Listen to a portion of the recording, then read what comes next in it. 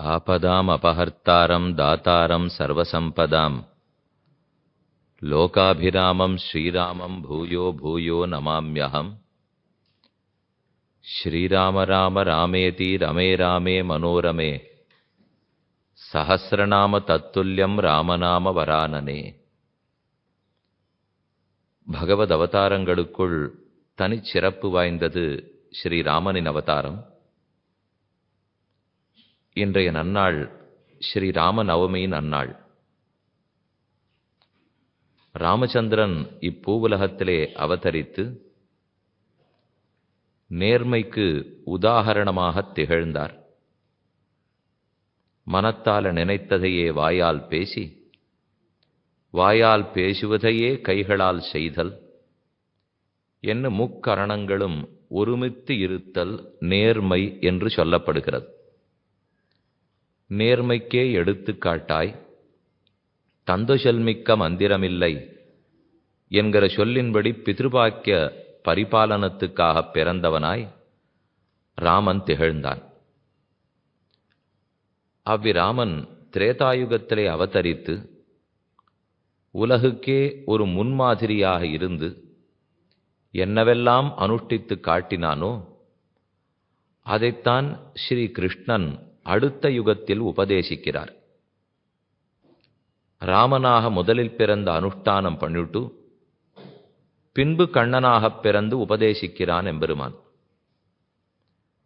நாம் உன்னை உபதேசிக்கிறோம்னால் அதில் ஓரளவேனும் கடைப்பிடிக்காமல் போனால் மக்கள் அதை ஏற்றுக்கொள்ள மாட்டார்கள்.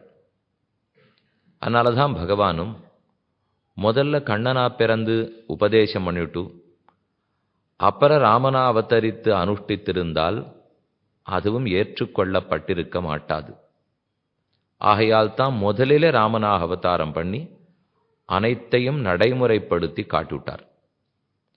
அவற்றை கண்ணன் துவாபர யுகத்திலே மகாபாரதத்தில் பகவத்கீதை மூலமாக முதலில் அர்ஜுனனுக்கு உபதேசித்தார்.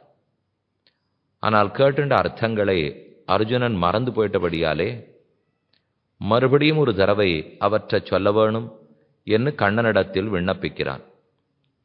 கண்ணனும் தயை கூர்ந்து அதை மறுபடியும் எடுத்துரைக்கிறார். அதற்கு அனுகீதை என்று பெயர் சூட்டப்பட்டது. ஆஸ்வமேதிக பருவத்தில் உண்டான அனுகீதையை கடந்த சில நாட்களாய் அனுபவித்து கொண்டு வந்தோம். அதில் பூர்த்தி தினம் இன்றைய தினம். மறுபடியும் தர்மபுத்திரனுக்கு நிறைய உபதேசங்களை கண்ணன் பண்ணி கொண்டு வருகிறார். அதில் சிற்சிலவற்றை கடந்த உபன்யாசத்தில் நாம் அனுபவித்தோம். அதன் தொடர்ச்சியை தற்போது பார்க்கலாம். ஒரு சம்சாரி பத்த ஜீவாத்மா சரீரத்துக்குள் கட்டுப்பட்டு கிடக்கிறார். மறுபடியும் அவர் பிறவி எடுப்பதற்கும் ஷரீரத்திலே தளைப்படுவதற்கும் எது காரணமாக இருக்கும்? பகவத் அபிப்பிராயம் 3 குணங்களில் இவனுக்கு இருக்கிற ஈடுபாடே இவனை பிறவி எடுக்க வைக்கிறது. சத்வகுணம், ரஜோகுணம், தமோகுணம் ஆகிய திரிகுணங்களுக்கு இவன் வசப்பட்டு போகிறான். சத்வகுணம் ஆனந்தத்திலேயும் ஞானத்திலேயும் மூட்டி இவனை சம்சாரத்தில் வசப்படுத்துகிறது. ரஜோகுணம் ஆசையிலேயும் பேராசையிலேயும் அதனால அதீத செயல்பாடுகளிலேயும் மூட்டி சம்சாரத்தில் வசப்படுத்துகிறது. தமோகுணம் கவனமின்மை, தூக்கம், சோம்பல் ஆகியவற்றில் மூட்டி இவனை சம்சாரத்தில் வசப்படுத்துகிறது. ஆகையால் இந்த முக்கரணங்களில் இருக்கிற ஈடுபாடு, 3 குணங்களில் உண்டான ஆசை, அந்தந்த குணம் நமக்கு என்னென்ன அனுபவத்தை கொடுக்குமோ அதில் இருக்கும் பற்றுதல், இதனால தான் மேலும் மேலும் பிறவிகளை எடுக்கிறான். இந்த முக்குணங்களிலிருந்து வெளியேறுவதற்காகத்தான் அர்ஜுனா முயற்சி செய்ய வேண்டும். முதலில் ரஜோகுண தவோகுணத்தை தவிர்க்க வேணும். அதற்கு ஆகார சுத்தி முக்கியம். என்ன உணவு உட்கொள்ளுகிறோமோ அதில் ஜாக்கிரதையாக இருக்க வேண்டும். தீபோ பக்ஷயதே துவாந்தம் கஜ்ஜலஞ்ச பிரசூயதே யதன்னம் பக்ஷ்யதே நித்யம் ஜாயதே தாதிருஷீமதிஹி. இது ஒரு பழமையான சம்ஸ்கிருத ஸ்லோகம். ஒரு விளக்கேற்றி வைக்கப்பட்டால் அது இருட்டை விழுங்குகிறது. இருட்டு கருப்பா இருக்கு, கருப்பான இருட்டை சாப்பிட்டுடுறது. அதற்கு பதில் கருப்பான புகையை வெளியிடுகிறது. அப்ப இருட்டு கருப்பை சாப்பிட்றது, புகை கருப்பை வெளியிடுறது. என்னமா விஷயம் உள்ள போறதோ அதே போலத்தான் வெளியே வரும். அழுக்கு உள்ள போச்சுன்னா அழுக்கு தான் வெளியில வரும். சுத்தமான வஸ்து உள்ள போச்சுன்னா சுத்தமான வஸ்து வெளியில வரும். எது அன்னம் பக்ஷதே நித்தியம் ஜாயத்தே தாதிருஷீமதி. அதை போலே எந்த அன்னத்தை நாம் உட்கொள்ளுகிறோமோ அதன் வழிதான் நம்முடைய மனமும் நம்முடைய ஞானமும் வளரும். ஆகையால் ஆகாரம் சுத்தமாக இருக்க வேண்டும். அடுத்து சத்துவகுணத்தை வளர்த்து கொள்வதற்கு மற்றொரு உபாயம், பகவானுடைய திருமேனியை விடாமல் தியானிக்க வேணும். நம்முடைய புலன்கள் இந்திரியங்கள் அனைத்தும் பகவானுடைய அவயவங்களிலேயே ஈடுபட்டு விட்டால் அவை திரியாமல் ஓர் நிலைக்கு கட்டுப்பாட்டுக்கு வரும். ஆக பகவத் தியானம் சத்துவகுணத்தை வளர்க்கும். ஆகாரத்திலே கட்டுப்பாடு, சுத்தமான ஆகாரம், அது சத்துவகுணத்தை வளர்க்கும். ரஜோகுண தமோகுணங்களை தவிர்க்கும். இந்த குணங்கள் தவிர்ந்து படுத்தினாலே ராகத்வேஷங்கள், விருப்பு வெறுப்புகள் அற்ற நிலை ஏற்படும். விருப்பு வெறுப்புகளை தாண்டிட்டோம்னால் அப்ப இன்ப துன்பங்கள் நிலையையும் தாண்டி விடலாம். சுகதுக்கங்களையும் தாண்டலாம், விருப்பு வெறுப்புகளையும் தாண்டலாம். அடிப்படையில் ரஜோகுண தமோகுணத்தை தாண்டி சத்துவகுணத்தை வளர்த்து கொள்ள வேண்டும். மேலும் அர்ஜுனா, சத்துவகுணம் வளருவதற்கு நீ ஈடுபடும் ஓரொரு செயல்களிலேயும் இதை மூன்றாக பிரித்துக்கொள். நீ யாகம் பண்றியா, சாத்திக யாகம், அதே போல ராஜச யாகம், தாமச யாகம். நீ தானம் கொடுக்க போகிறாயா, சாத்திக தானம், ராஜச தானம், தாமச தானம் என்ன ஒன்னொன்னுத்துக்கும் பிரிவுகள் உண்டு என்று கண்ணன் தர்மபுத்திரருக்கு சொல்லிக் கொண்டு வருகிறார். அதைத்தான் இப்போது நாம பார்க்க போறோம். தானங்கள் மூன்று வகை. சத்துவகுணத்தோட செய்யப்படும் தானம், ரஜோகுணத்தோட செய்யப்படும் தானம், தமோகுணத்தோட செய்யப்படும் தானம். எப்படி வித்தியாசப்படுத்த? மூணுமே கொடுக்கத்தான் போறோம். ஆனா அந்த கொடுக்கறதுலேயே சாத்திக தானம், ராஜச தானம், தாமச தானம். முதலில் சாத்திக தானம்.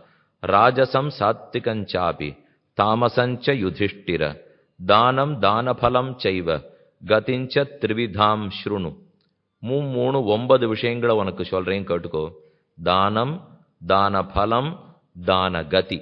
கொடுக்கப்படுகிற தானத்தின் 3 வகை. அந்த தானத்தினால நமக்கு ஏற்படுற பலம், அதனுடைய 3 வகை. அந்த தானத்தினால நாம போற கதி, அதுல 3 வகை. தான, தான பல, தான கதி ஆகிய 3ஐயும் சொல்கிறேன். தானம் தாத்தவ்யம் இத்தேவ மதிங்கிருத்வா த்விஜாயவை உபகார வியுக்தாய யத் தத்தம் தத்தி சாத்விகம். இதை சாத்விக தானம்னு தெரிந்து கொள். எதுவெனில் தானம் தாத்தவ்யமித்தேவ, கொடுப்பதற்கு சாஸ்திரம் என்ன விதிச்சிருக்கு, அதற்காக தானம் கொடுக்கிறேன் என்கிற உணர்வோட செய்ய வேண்டும். கொடுக்கிறேனேன்னு மட்டும் நினைச்சு விடாமல், சாஸ்திரம் தானம் பண்ணுவதை உயர்ந்ததுன்னு சொல்லியிருக்கு, நான் சாஸ்திரத்துக்கு வசப்பட்டவன் ஆகையால் அவசியமத்தை திருப்தியோடே செய்ய வேண்டும். தாத்தவ்யமிதி அத்தானம். சந்தியாந்தனம் பண்ணுன்னு சொல்லித்துன்னா பண்ணா என்ன கிடைக்கும்னு கேட்கறத விட்டுட்டு பண்ணுன்னு சொல்லித்து பண்றேன், அது எனக்கு கடமை, ஆகையாலே நாம் செய்யலாம் அப்படிங்கிற எண்ணத்தோட செய்யப்படுவதுதான் கர்மா. அதுலயும் சாத்திக கர்மா, சாத்திக தானம்னு இருந்தால் சாஸ்திரம் கொடுன்னு சொல்லித்து கொடுக்கிறேன். தானம் தாத்தவ்யமித்தேவ மதிங்கிருத்வா த்விஜாயவை. அதிலேயும் பிராமணனுக்கு கொடுக்கப்படும் தானம் மிகச்சிறந்தது. தர்மபுத்திரா, உபகார வியுக்தாய யத்தத்தம் தத்தி சாத்விகம். எனக்கு உபகாரம் பண்ணாதவனை குறித்து கொடுக்கப்படுவது தானம். நான் ஒருத்தருக்கு தானம் கொடுத்துருக்கேன், எது சுவாமி அவருக்கு ரொம்ப ஒத்தாசை பண்ணிட்டே இருக்கிறேன்னா, இல்லை நான் கஷ்டப்பட்ட காலத்தில் அவர் எனக்கு நிறையா நல்லது பண்ணியிருக்கார், அதுக்காக இப்போ தானம் கொடுக்குறேன்னா அது தானம் இல்லை, பிரத்யுபகாரம். ஒருத்தர் எனக்கு உபகாரம் பண்ணா அதை திரும்ப செய்தேனால் அது தானம் ஆயிடுமா? எனக்கு உபகாரம் பண்ணாதவரை குறித்து சாஸ்திரம் கொடுன்னு சொல்லியிருக்குங்கிறதுக்காக நாளைக்கு ஒரு உபகாரத்தை எதிர்பார்க்காமல் கொடுக்கப்படுவது தானம். ஆக இந்த இடத்துல 3 விதி உண்டு. ஏற்கனவே எனக்கு உதவி புரிந்தவருக்கு திரும்பி செய்யறது தானம் இல்லை. நாளைக்கு இவர் உதவி புரிவருங்கிறதுக்காக இப்ப செய்யப்படுறதும் தானம் இல்லை. சாஸ்திரம் சொல்லித்துக்குங்கிறதுக்காக செய்யப்படுவது தானம். கண்ணனே, கீதையினுடைய கடைசியிலே என்னது சாத்திக தானம், ராஜச தானம், தாமச தானம் என்று பிரிக்கிறார். தாத்தவ்யமிதி யத்தானம் தீயத்தே அனுபகாரிணே எல்லாரும் கீதா ஸ்லோகம் கத்துக்கிறது ரொம்பவே நல்லது. அனுஷ்டுப்பு சந்தசு, சின்ன சின்னதான ஸ்லோகங்கள், கடைசி மூச்சு வரை நாம 80 வயசு இருக்கட்டும் 90 வயசு இருக்கட்டும், அந்த ஸ்லோகத்தை தெரிஞ்சுட்டு துளி அர்த்தம் தெரிஞ்சுட்டோம்னா கூட போரும். அது நம்ம வாழ்க்கைக்கு எவ்வளவு நல்லது செய்யுங்கிறது அப்பதான் புரிஞ்சுக்கலாம். இது ஒரு சாஸ்திரம் தான் நேர பகவான் முகத்திலேருந்து நம்ம இடத்துல இருக்கு. மற்ற ஒரு சாஸ்திரமும் நம்ம வாழ்க்கைக்கு வழி காட்டல. காட்டித்து எல்லாமே பகவான் சொன்னது தான். ஆனா அவர் அவதரித்து நேரச் சொன்னதுன்னு இது ஒன்றும் இல்லையோ. அதனால நாமும் சரி, குழந்தைகளுக்கும் சரி, அவசியம் கீதா ஸ்லோகத்தை கற்பிக்க வேணும். அதுகளுக்கும் ரொம்ப ஆசையா இருக்கும் இல்லையோ. கண்ணனே பிறந்தார், சின்ன குழந்தையா இருக்கும்போது எந்த அவதாரம் எல்லாருக்கும் ரொம்ப பிடிக்கும்? கிருஷ்ண அவதாரம் தான். அவர் தான் தவழறார், நமக்கு வேண்டிய வெண்ணெய் அவரும் சாப்பிட்றார், திருடி வேற சாப்பிட்றார். அப்ப எவ்வளவு திருப்தியா இருக்கும். அதனாலே கண்ணன்னு சொன்னா எல்லாருக்கும் ஆசை. அந்த கண்ணன் சொன்னது கீதை ஆகையினால கத்துக்கோ அப்படின்னு சொல்லித்தான் பிள்ளைகளுக்கு கத்துக் கொடுக்கணும். ஒரு இடத்துல என் தங்கி இருக்கிறச்சே, அவர் தினப்படி சாயங்காலமானா சந்தியாவந்தனம் பண்ணு, அவசியம் நீ சஹஸ்ரநாமம் சொல்லு அப்படின்னு தினமும் பிள்ளைகிட்ட சொல்லிட்டே இருந்தார். 7 நாள் அங்கே உபன்யாசம், 6 நாள் ஆச்சு அந்த பிள்ளை பண்ணல. எனக்கு 7வது நாள் பொறுமைக்கு அதுக்கு மேலே தாங்கலை. அதனால் அவரை கூட்டு தினப்படி அவங்கிட்ட 5:45 பண்ணு 5:45 பண்ணுங்கிறீரே, நீர் பண்ணியே நான் பார்க்கலையேன்னு கேட்டேன். அதுக்கு அவர் சொன்ன பதில் தான் ரொம்ப அதிர்ச்சி தருவதாக இருந்தது. நான் தான் பண்ணலே, சேர்த்து வச்சு அவனானும் பண்ணட்டுமேன்னு நினைச்சேன் இப்படின்னு அவர் பதில் சொன்னார். இப்படி இருந்தா பிள்ளைகள் சொல்லுமா? நாமும் செய்ய வேண்டும், பிள்ளைகளுக்கும் கற்றுக் கொடுக்க வேண்டும். இப்ப நாம உட்கார்ந்து ஒரு 10 கீதா ஸ்லோகத்தை சொல்றோமா, நாம 10 சொன்னா பிள்ளை 50 சொல்லுவான். அது நடக்கும், ஏன்னா வயசு இருக்கிறதுனால நடக்கும். ஆனா நாமே உட்காரலைன்னா பிள்ளைகள் உட்காராது. கீதா ஸ்லோகமே ஆச்சரியம். 3 ஸ்லோகம் எவ்வளவு ஆச்சரியமான அர்த்தத்தை ஞாபகம் வச்சுக்கலாம் தெரியுமா? தாத்தவ்யமிதி யத்தானன் தீயத்தே அனுபகாரிணே தேசே காலேச்ச பாத்திரேச்ச தத்தானம் சாத்விகம் ஸ்மிருதம். இதுதான் சாத்விகமான தானம். கொடுக்க வேண்டிய தேசத்தில், கொடுக்க வேண்டிய காலத்தில், கொடுக்க வேண்டிய கையில் கொடுக்கப்படுவதுதான் சாத்விக தானம். கண்ட தேசத்துல கொடுக்குறேன்னு சில பேர் ஸ்மசானத்துல போய் தானம்னுவா. கண்ணன் நேர அதை வெறுத்துட்டார். கிடையாது, நான் சொல்லி வைத்திருக்கிற இடங்கள்ல தான் தானம் கொடுக்கணுமே தவிர என்னென்னமோ பலன் திடீர்னு கிடைச்சிட போறதுன்னுட்டு ராகு காலத்தில் பூஜை, ஸ்மசானத்தில் பூஜை இப்படின்னு பல பேர் விளம்பரப்படுத்தின்னு இருக்கா பாருங்க. அது எதுவும் சத்தகுணத்தை வளர்க்காது. ஷட்டுன்னு பலம் கொடுக்கறதுக்காக வேணா நம்மளை திசை திருப்பிடுவாளே தவிர அதன் வழி போகக்கூடாது. அது நீடித்த பலத்தையே கொடுக்காது. எப்பவும் உள்ள சுத்தமா, நம்ம சாத்தின்னு இருக்கிற வஸ்திரம் வெளுப்பா, மனசு வெளுப்பா, சத்தகுணத்துக்கு தான் பிரயத்தனம் பண்ணணும். பகவத் விஷயம்ங்கிறது ரொம்ப எளிதானது, அவரை அடைவதும் எளிதானது. ஆனா நாம் அதை ரொம்ப கஷ்டப்பட்டு குழப்பிடக்கூடாது. பகவான் எப்போதும் எளிமையானவர். நாம என்னென்னமோ வழிமுறைகள் எல்லாத்தையும் பின்படுத்திண்டு இப்படியெல்லாம் போனாத்தான் பகவத் விஷயமாக்கும் நினைச்சிருந்தா, அவர் சுலபமான கண்ணன், வெண்ணைக்கும் பாலுக்கும் நம்ம இடத்துல மயங்கி இருக்கக்கூடியவர். அவர் போய் என்னத்துக்கு நாம எங்கேயோ இருக்கிறவர் ஆஹா ஊன்னு சமப்படுத்த வேண்டிய தேவையே கிடையாது சொல்லியோ. ஆனாலே தாத்தவ்யமிதி யத்தானம், சாஸ்திரம் கொடுக்கணும்னு சொல்லியிருக்கு, கொடுக்கிறேன். யாரை குறித்து? அனுபகாரினே, எனக்கு உபகாரம் பண்ணாதவனை குறித்து நான் கொடுக்க வேண்டும். நாளைக்கு ஒரு உபகாரம் கிடைக்குங்கிற எண்ணத்தோடையும் கொடுக்கக்கூடாது. சரியான தேசத்துல கொடுக்கணும், கண்ட தேசத்துல கொடுக்கக்கூடாது. ஏன்? இப்போ பிரம்ம கபாலம் இருக்கு பதரிகாசிரமத்திலே, பதரிகாசிரமத்துல தானம் கொடுத்தோம்னா ஏற்றம். அதே போல சரையூ நதி கரை அயோத்தியால கோதானம் கொடுத்தோம்னா அது தனிச்சிறப்புடையது. அதனால இந்தந்த தேசத்துக்கு ஏற்றம்னு சொல்லியிருக்கா. காலம் சூரிய அஸ்தமனத்துக்கு பின்பாக தானம் கொடுத்தால் அது பலத்தை ஒரு நாளும் கொடுக்காது. சூரிய அஸ்தமனத்துக்கு முன்பா எந்த கர்மாவுமே சூரிய அஸ்தமனத்துக்கு முன்னாடி பண்ணணும். இரவு பொழுதிலே செய்யப்படுவது அது கர்மா ஏதோ சில கர்மங்கள் வேணா பண்ணப்படலாமே தவிர மற்றபடிக்கு சாஸ்திரம் சொல்லியிருக்கிறதுங்கிறது சூரியன் உதித்து அஸ்தமிப்பதற்கு உள்ளாக. அதனால காலத்தை பார்த்து தான் கொடுக்க வேண்டும். தேசே காலேச்ச பாத்திரேச்ச, எந்த சரியான பாத்திரத்துல பிச்சை இடணுமோ அங்கதான் இடணும். பாத்திரம் அறிந்து பிச்சை இடுன்னு தமிழர்கள் எழுதி வச்சிருக்காளோ இல்லையோ. அதனால ஆருக்கு வேணா கண்ட பேருக்கு கொடுத்துடாமல் வேண்டியவர்களுக்கு, நன்கு படித்தவனுக்கு, பிரம்மஞானிக்கு, தேவை இருக்கிறவனுக்கு, தரித்திரனுக்கு, ஆசைப்படாதவனுக்கு, இப்படிப்பட்டவர்களுக்கு கொடுத்தா தான் அது சாத்விக தானம்னு கொண்டாடப்படுகிறது. அதனால தானம் அவசியம் கொடுக்கணும்.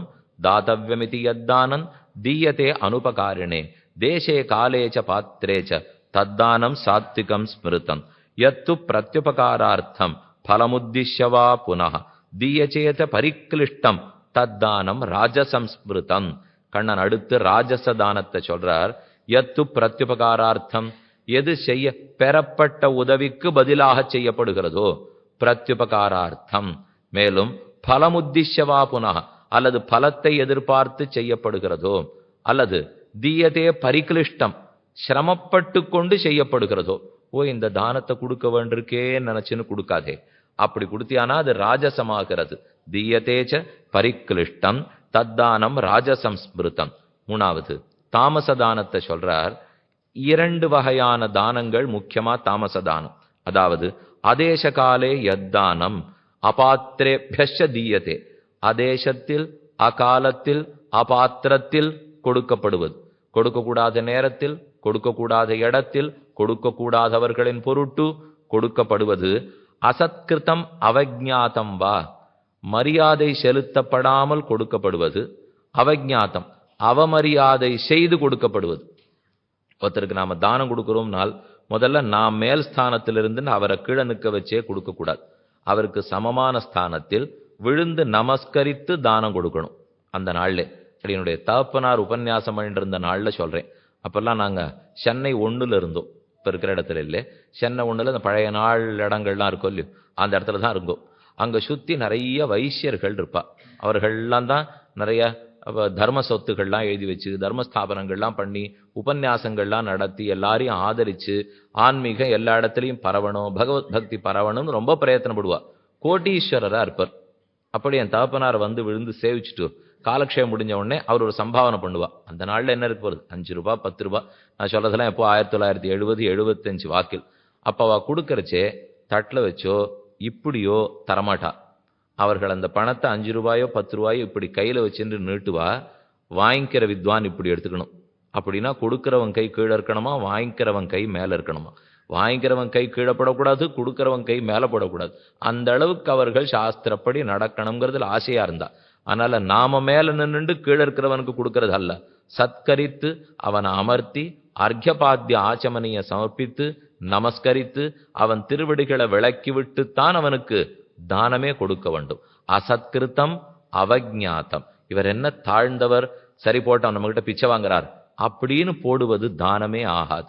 அதேச காலே அபாத்திரேபியஸ்ய த்ரியதே, அதேசத்தில் அகாலத்தில் அபாத்திரத்தில் எது கொடுக்கப்படுகிறதோ, சத்காரம் பண்ணாமல் கொடுக்கப்படுகிறது, அவமரியாதை செய்து கொடுக்கப்படுவது, இது இத்தனை தானமும் தாமச தானம் என்று இகழப்படுகிறது. இது 3 கண்ணன் சொல்லியிருக்கிற கீதா ஸ்லோகம். இப்ப இங்கே தர்மபுத்திரருக்கு திரும்ப என்ன சொல்லுகிறார், சாத்விக தானத்தை சொல்லிட்டு அடுத்து ராஜச தானத்தை விளக்கறச்சே, வேதாட்சர விஹீனாய யத்து பூர்வோபகாரிணே சமிருத்தாயச்ச யத் தத்தம் தத்தானம் ராஜசம்ஸ்மிருதம். வேத அக்ஷரம் ஒண்ணு கூட தெரியாத பிராமணனுக்கு தானம் கொடுக்காதே. கொடுத்தியானா அது ராஜச தானமாக சொல்லப்படுகிறது. அதே வேத சாஸ்திரத்துல ஒரு சப்தம் தெரிஞ்சின்றானா, ஆசைப்பட்டு விழுந்து நமஸ்கரித்து அவனுக்கு தானத்தை கொடு, அவன் அதனாலேயே பிராமணன் ஆகி விடுகிறான். சம்பந்தினேச்ச யத்தத்தம் பிரமத்தாயச்ச பாண்டவ பலார்த்திபிர் அபார்த்தாய தத்தானம் ராஜசம்ஸ்மிருதம். உறவுக்காரர்கள்னு சொல்லி தானம் கொடுக்காதே, சம்பந்திகளுக்கு கொடுக்காதேங்கிறார்.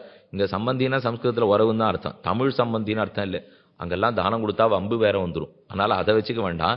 ஏதோ பலதானம்னு ஒன்று சொல்லுவாளே தவிர அதுக்குன்னு பெண் கொடுத்து பெண் வாங்க இருக்கிற சம்பந்திக்கு உரிமை தானம் இல்லை அதெல்லாம். அதனால பிடிங்கின்னு போடுவான்னு வச்சுங்க. அது கொடுக்கறதா இருக்கட்டும் வாங்கிட்டு போறதா இருக்கட்டும். எத்து சம்பந்தினேச்ச எத்தத்தம் பிரமத்தாயச்ச பாண்டவ.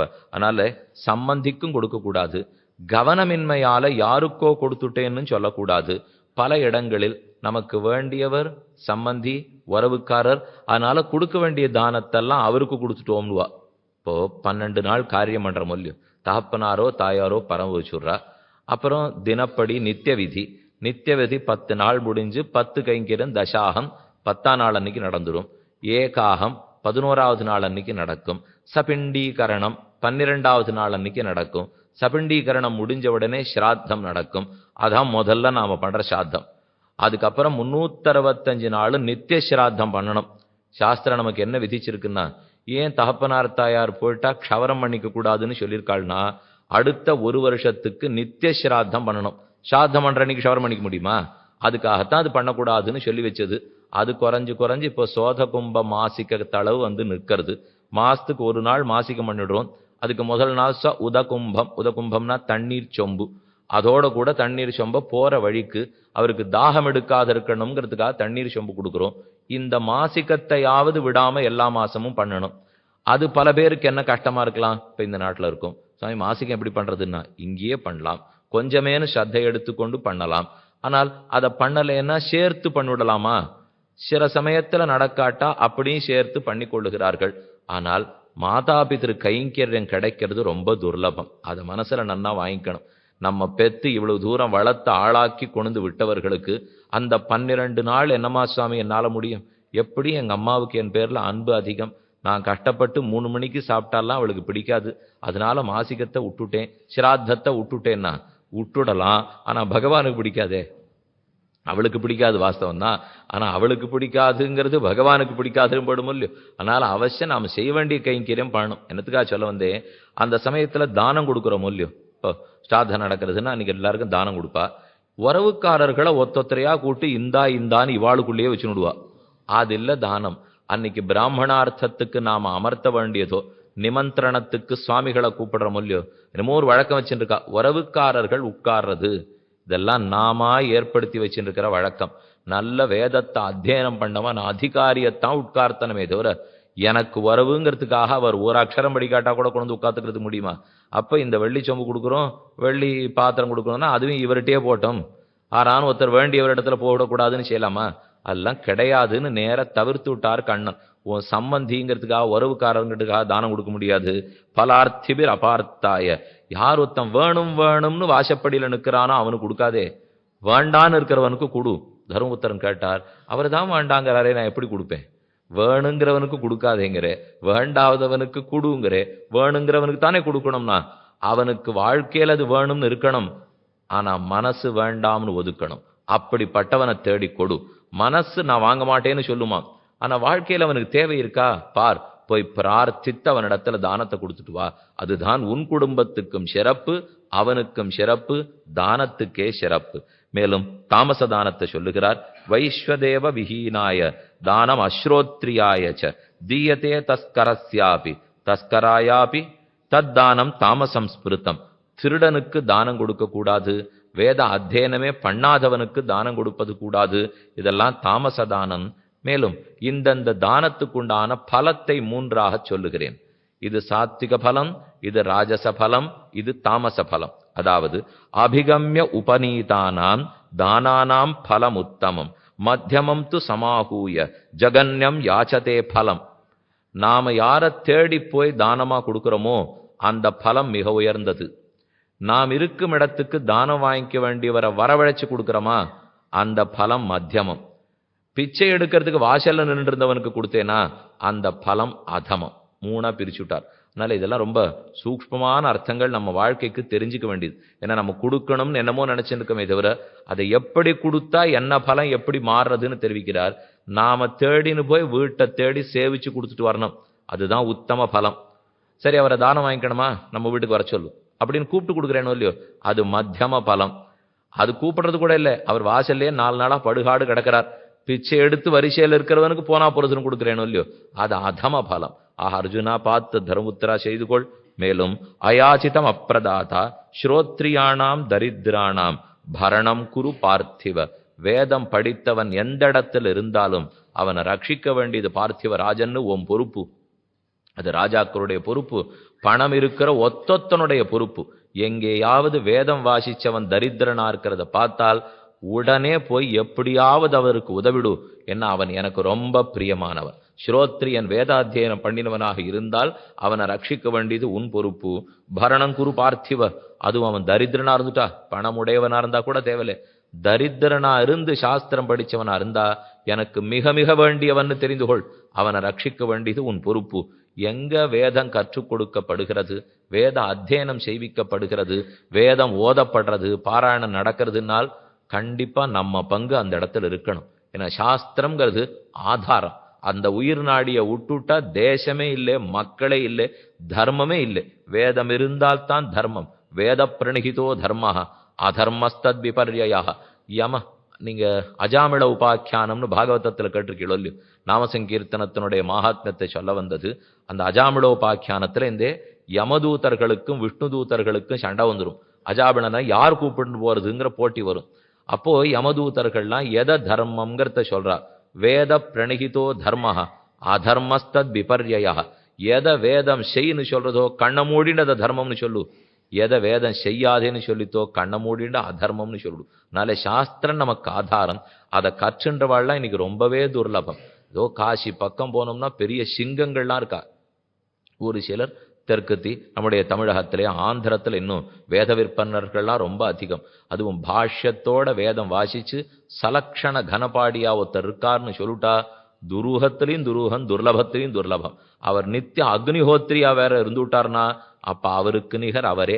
பிரம்மமே அவரிடத்துல குடிகொண்டிருக்குன்னு சொல்லலாம். ஆக ராஜன்னு அவனை பாதுகாக்க வேண்டியது உன் பொறுப்பு. சமிருத்தானாம் திஜாதீனாம் குர்யாஸ் தேஷாம் து ரக்ஷணம். ஆனா நல்ல பணம் இருக்கிற பிராமணர்கள் இருப்பார்கள், வேதங்கத்தின்றவா பணக்காரால இருப்பா, அவர்களுக்கு வேண்டியதை மட்டும் செய். ஆனால் தரித்திரனை மட்டும் பார்த்துட்டே நீ கட்டப்பட்டாவது அவனை ரட்சித்துத்தான் தீர வேண்டும். மேலும் ஆமந்திரத்து நிராசானி ந கர்த்தவியானி பாரத.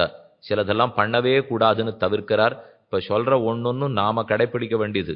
அவர் சொல்லியிருக்கிறது, நாம கொடுக்க போறோங்கிற ஒரு நம்பிக்கையை ஒருத்தர் இடத்துல ஏற்படுத்தி வரவழைச்சுட்டு திருப்பியே அனுப்பாத தர்மபுத்திரா, அது உனக்கு மிகுந்த பாபத்தை கொடுக்கும்.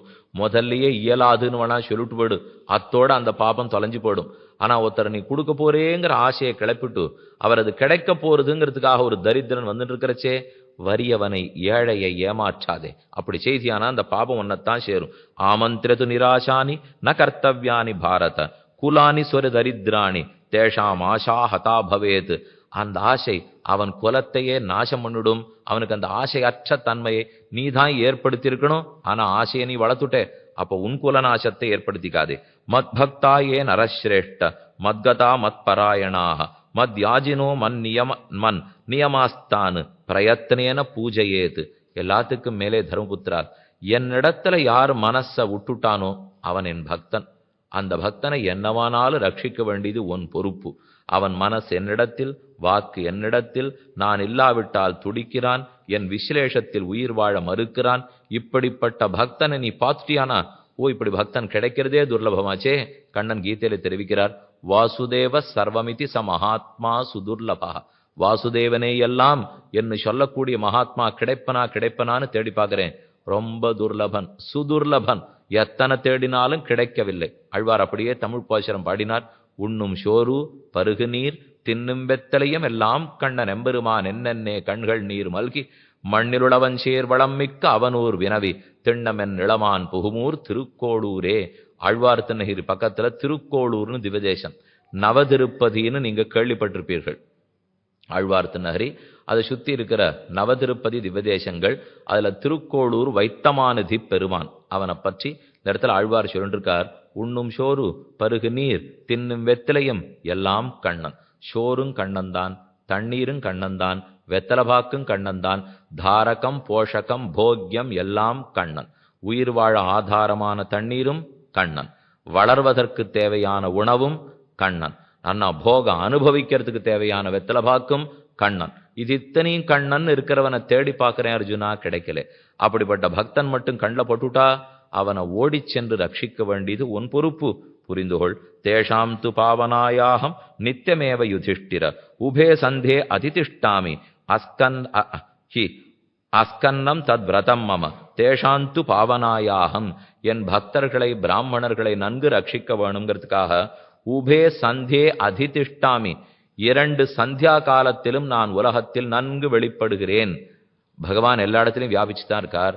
ஆனா பிராத்த சந்தியா சாயம் சந்தியா காலத்தில் அவர் நன்கு ஒளியோடு இருப்பாராம். அந்த சமயத்தில் 2 சந்தியிலும் எவன் என்னை அஷ்டாட்சரத்தையும் காயத்ரி மந்திரத்தையும் கொண்டு உபாசிக்கிறானோ அவனுக்கு நான் சிறந்த பலத்தை கொடுக்கிறேன்.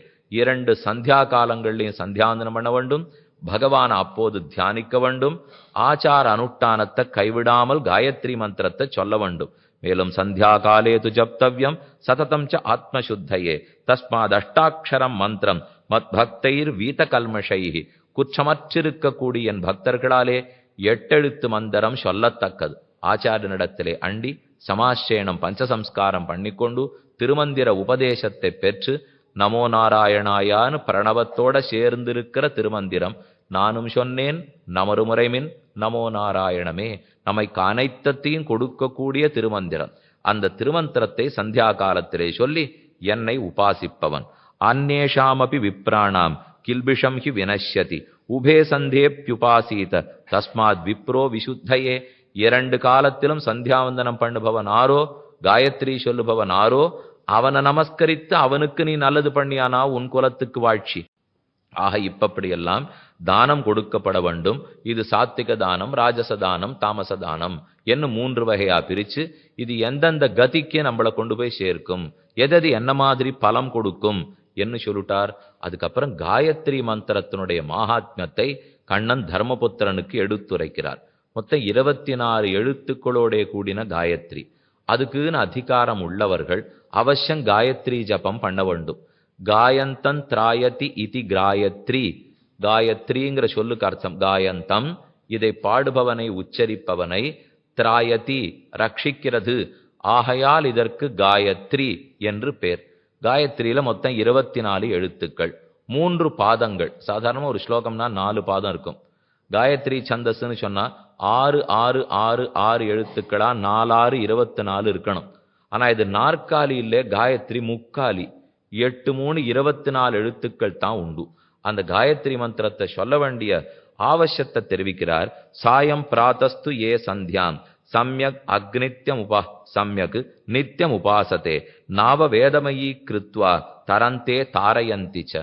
காலையிலும் மாலையிலும் யார் காயத்ரி ஜபத்தை பண்ணுகிறானோ, சந்தியாவந்தனத்தோட கூட சேர்ந்து பண்ணுகிறானோ, அவன் சம்சாரம் என்னும் பெருங்கடலையே தாண்டி விடுகிறான். யோ ஜபேத் பாவனீம் தேவீம் காயத்ரீம் வேத மாதரம். வேதத்துக்கு மாதாவே காயத்ரி தான்.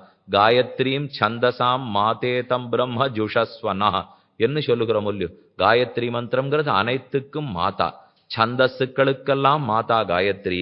அதை சொல்லுபவன் ஏசாஸ்ய துஸ்திதா கேச்சித் கிரகா சூரியோதயோ திவி தேசாஸ்ய சௌமியா ஜாயந்தே சிவா சுபகராஸ்ததா. எந்த கிரக கோளாறு எது நம்மளை படுத்தினாலும் காயத்ரி ஜபம் பண்ணினோம்னால் அந்த கிரக கோளாறுகள்லாம் தடுக்கப்படும். கிரகம்லாம் மாறிப்படுமான்னா கிரகம் மாறாது, தாக்குதல் குறையும். என்னைக்குமே இந்த பிராயசித்தம்னு சொல்றோம், கிரக கோளாறை சரிப்படுத்திக்கணும்னு சொல்றோம், பகவான்கிட்ட போய் பிரார்த்திக்கிறோம்னு சொன்னா அவர் ஒருத்தர் தாராளமா வேணும்னா கிரகத்தையே மாற்றி வச்சுடலாம், அவருக்கு ஒன்றும் கஷ்டம் இல்லை. ஆனா சாதாரணமா அதெல்லாம் அவர் செய்ய மாட்டார். இயற்கையோட கண்ணன் விளையாடவே மாட்டார், அது இருக்கிறபடி அப்படியே விட்டுடுவார். ஆனா தம் பக்தனுக்கு அந்த இயற்கை சீற்றமில்லாத பார்த்துனுடுவார். கண்ணனே குதிரைகளை ஓட்டின்னு போயின்னு இருக்கார். ஆங்காங்க சாயங்காலம் 4 மணி ஆயிடுத்துன்னா குதிரைகளுக்கெல்லாம் ஆயாசம் வந்துடும். நாள் முழுக்க மகாபாரத யுத்தம் நடந்து சொல்லியோ 5:45 6 மணிக்கு அஸ்தமிக்கச்சேதான் சங்கம் ஊதப்படும். அப்பதான் சண்டை நிற்கும். 4 மணி வாக்கில் குதிரைகளுக்கெல்லாம் கொஞ்சம் ஓய்வு தேவைப்பட்டதுன்னா கண்ணன் நிறுத்திடுவார். நிறுத்திட்டு அதுக்கு எண்ணெய், அதுக்கு தண்ணீர்லாம் காட்டி, அதுக்கு வேண்டிய புல்லெல்லாம் போட்டு, அதனுடைய தலையெல்லாம் கோதி விட்டு, அதனுடைய முதுகலை தட்டி கொடுத்து இத்தனையும் பண்ணுவார். அர்ஜுனனா பரப்பறார். எனக்கு அதெல்லாம் நேரம் இல்லை, இந்த சண்டை போட்டானா அவளோட பண்ணியாகணும், இவாளை ஜெயிக்கணும் அவளை ஜெயிக்கணும், சீக்கிரம் ஓட்டுனா. இப்போ கண்ணன் அர்ஜுனனை பார்த்து, உன் வேகத்துக்கு இயற்கை வராது அர்ஜுனா, இயற்கைக்கு நீ வர்றதானா வா, அது இருக்கிறபடி தான் அது இருக்கும். உனக்கு ஒழுங்கா சீக்கிரம் சண்டை போட்டு யுத்தத்தை முடிக்க தெரியலன்னா குதிரை அதுக்கு குத்தம் சொல்லிட்டு இருக்க. இப்போ நீ முதல்ல சொல்லி ஆரம்பிச்சது என்ன, முதல் நாள் யுத்தம் ஆரம்பிக்கட்டும், 6ஆம் மணி முடிச்சுடுறேன் இதானே நீ பேசினேன். ஆச்சு 9ஆம் நாள் யுத்தம் வந்தாச்சு, இன்னும் 1/2 மணி வரல போல் இருக்கு, உனக்கு சண்டை போன்றிருக்கேன். நானும் எங்கெங்க தப்பா சண்டை போன்றிருக்கேன்னு சொல்லிட்டே இருக்கேன், ஒரு அம்ப இன்னும் ஒழுங்கா விடலை நீ. அதை விட்டுட்டு இந்த குதிரை தப்பா ஓடுறது, தேர் தப்பா ஓடுறது, நீ என்ன நெல், இயற்கை உன் வழி வராது, நீ இயற்கையின் வழி போ. ஆக பகவான் எப்போதும் இயற்கையோட விளையாடுவதே கிடையாது. ஆனா தன் பக்தர்கள் வந்து தங்கிட்ட பிரார்த்திக்கிறச்சே என்ன பண்ணுவார். இப்ப நீங்க சென்னைக்கு வந்தீங்கன்னா ஒரே கொசு, எங்க பார்த்தாலும் கொசு தொல்லை அதிகம். நீக்கமர பகவானுக்கு அடுத்து நிறைந்திருப்பது அதுதான் சர்வ வியாபகத்துவம். பகவானுக்கு அடுத்து எங்கேயும் அது வியாபிச்சிருக்கோ இல்லையோ. ஆனா அது சரி, உலகத்துல இருக்கிற கொசுக்கள்லாம் நம்ம அழிச்சுடலாம் அப்படின்னு அழிக்கிறதுக்கு முடியாது. ஒரு களிம்பு பூசிண்டு கொசுக்கடியிலேருந்து நம்மை தடுத்து கொள்ளலாம், அதுதான் முடியுமே. ஏதோ லோகத்தில் இருக்கிற கொசு அழிக்கிறதுக்கு என்னால் முடியுமா? ஏதோ துக்கங்கள் கஷ்ட நஷ்டங்கள் லோகத்தில் இருந்துன்னு தான் இருக்க போறது. பிரார்த்தனையினாலும் பிராயஷ்சித்தத்தாலும் அது தாக்குதலை தவிர்த்து கொள்ளலாம். இப்ப காயத்ரி மந்திரத்தை சொல்லுறோம் சொன்னா அப்ப அதுக்குன்னு இருக்கிற சக்தி நம்ம சுத்தி ஒரு கவச்சமாட்டம் போட்டுக்கும். வர்ற இன்ப துன்பம் வந்துட்டு தான் இருக்க போறது. ஆனா கவச்சம் இருந்து கொடுத்துன்னா நம்ம மேல மோதா சொல்லியோ. அதற்குத்தான் இந்த வழிமுறைகள்லாம் சொல்லப்படுகின்றன. புனந்தீக பிருத்திவியாஞ்ச சீர்ண வேதவிரதா நராக சதுர்நாமபி வேதானாம் சாகிராஜன் கரியசி.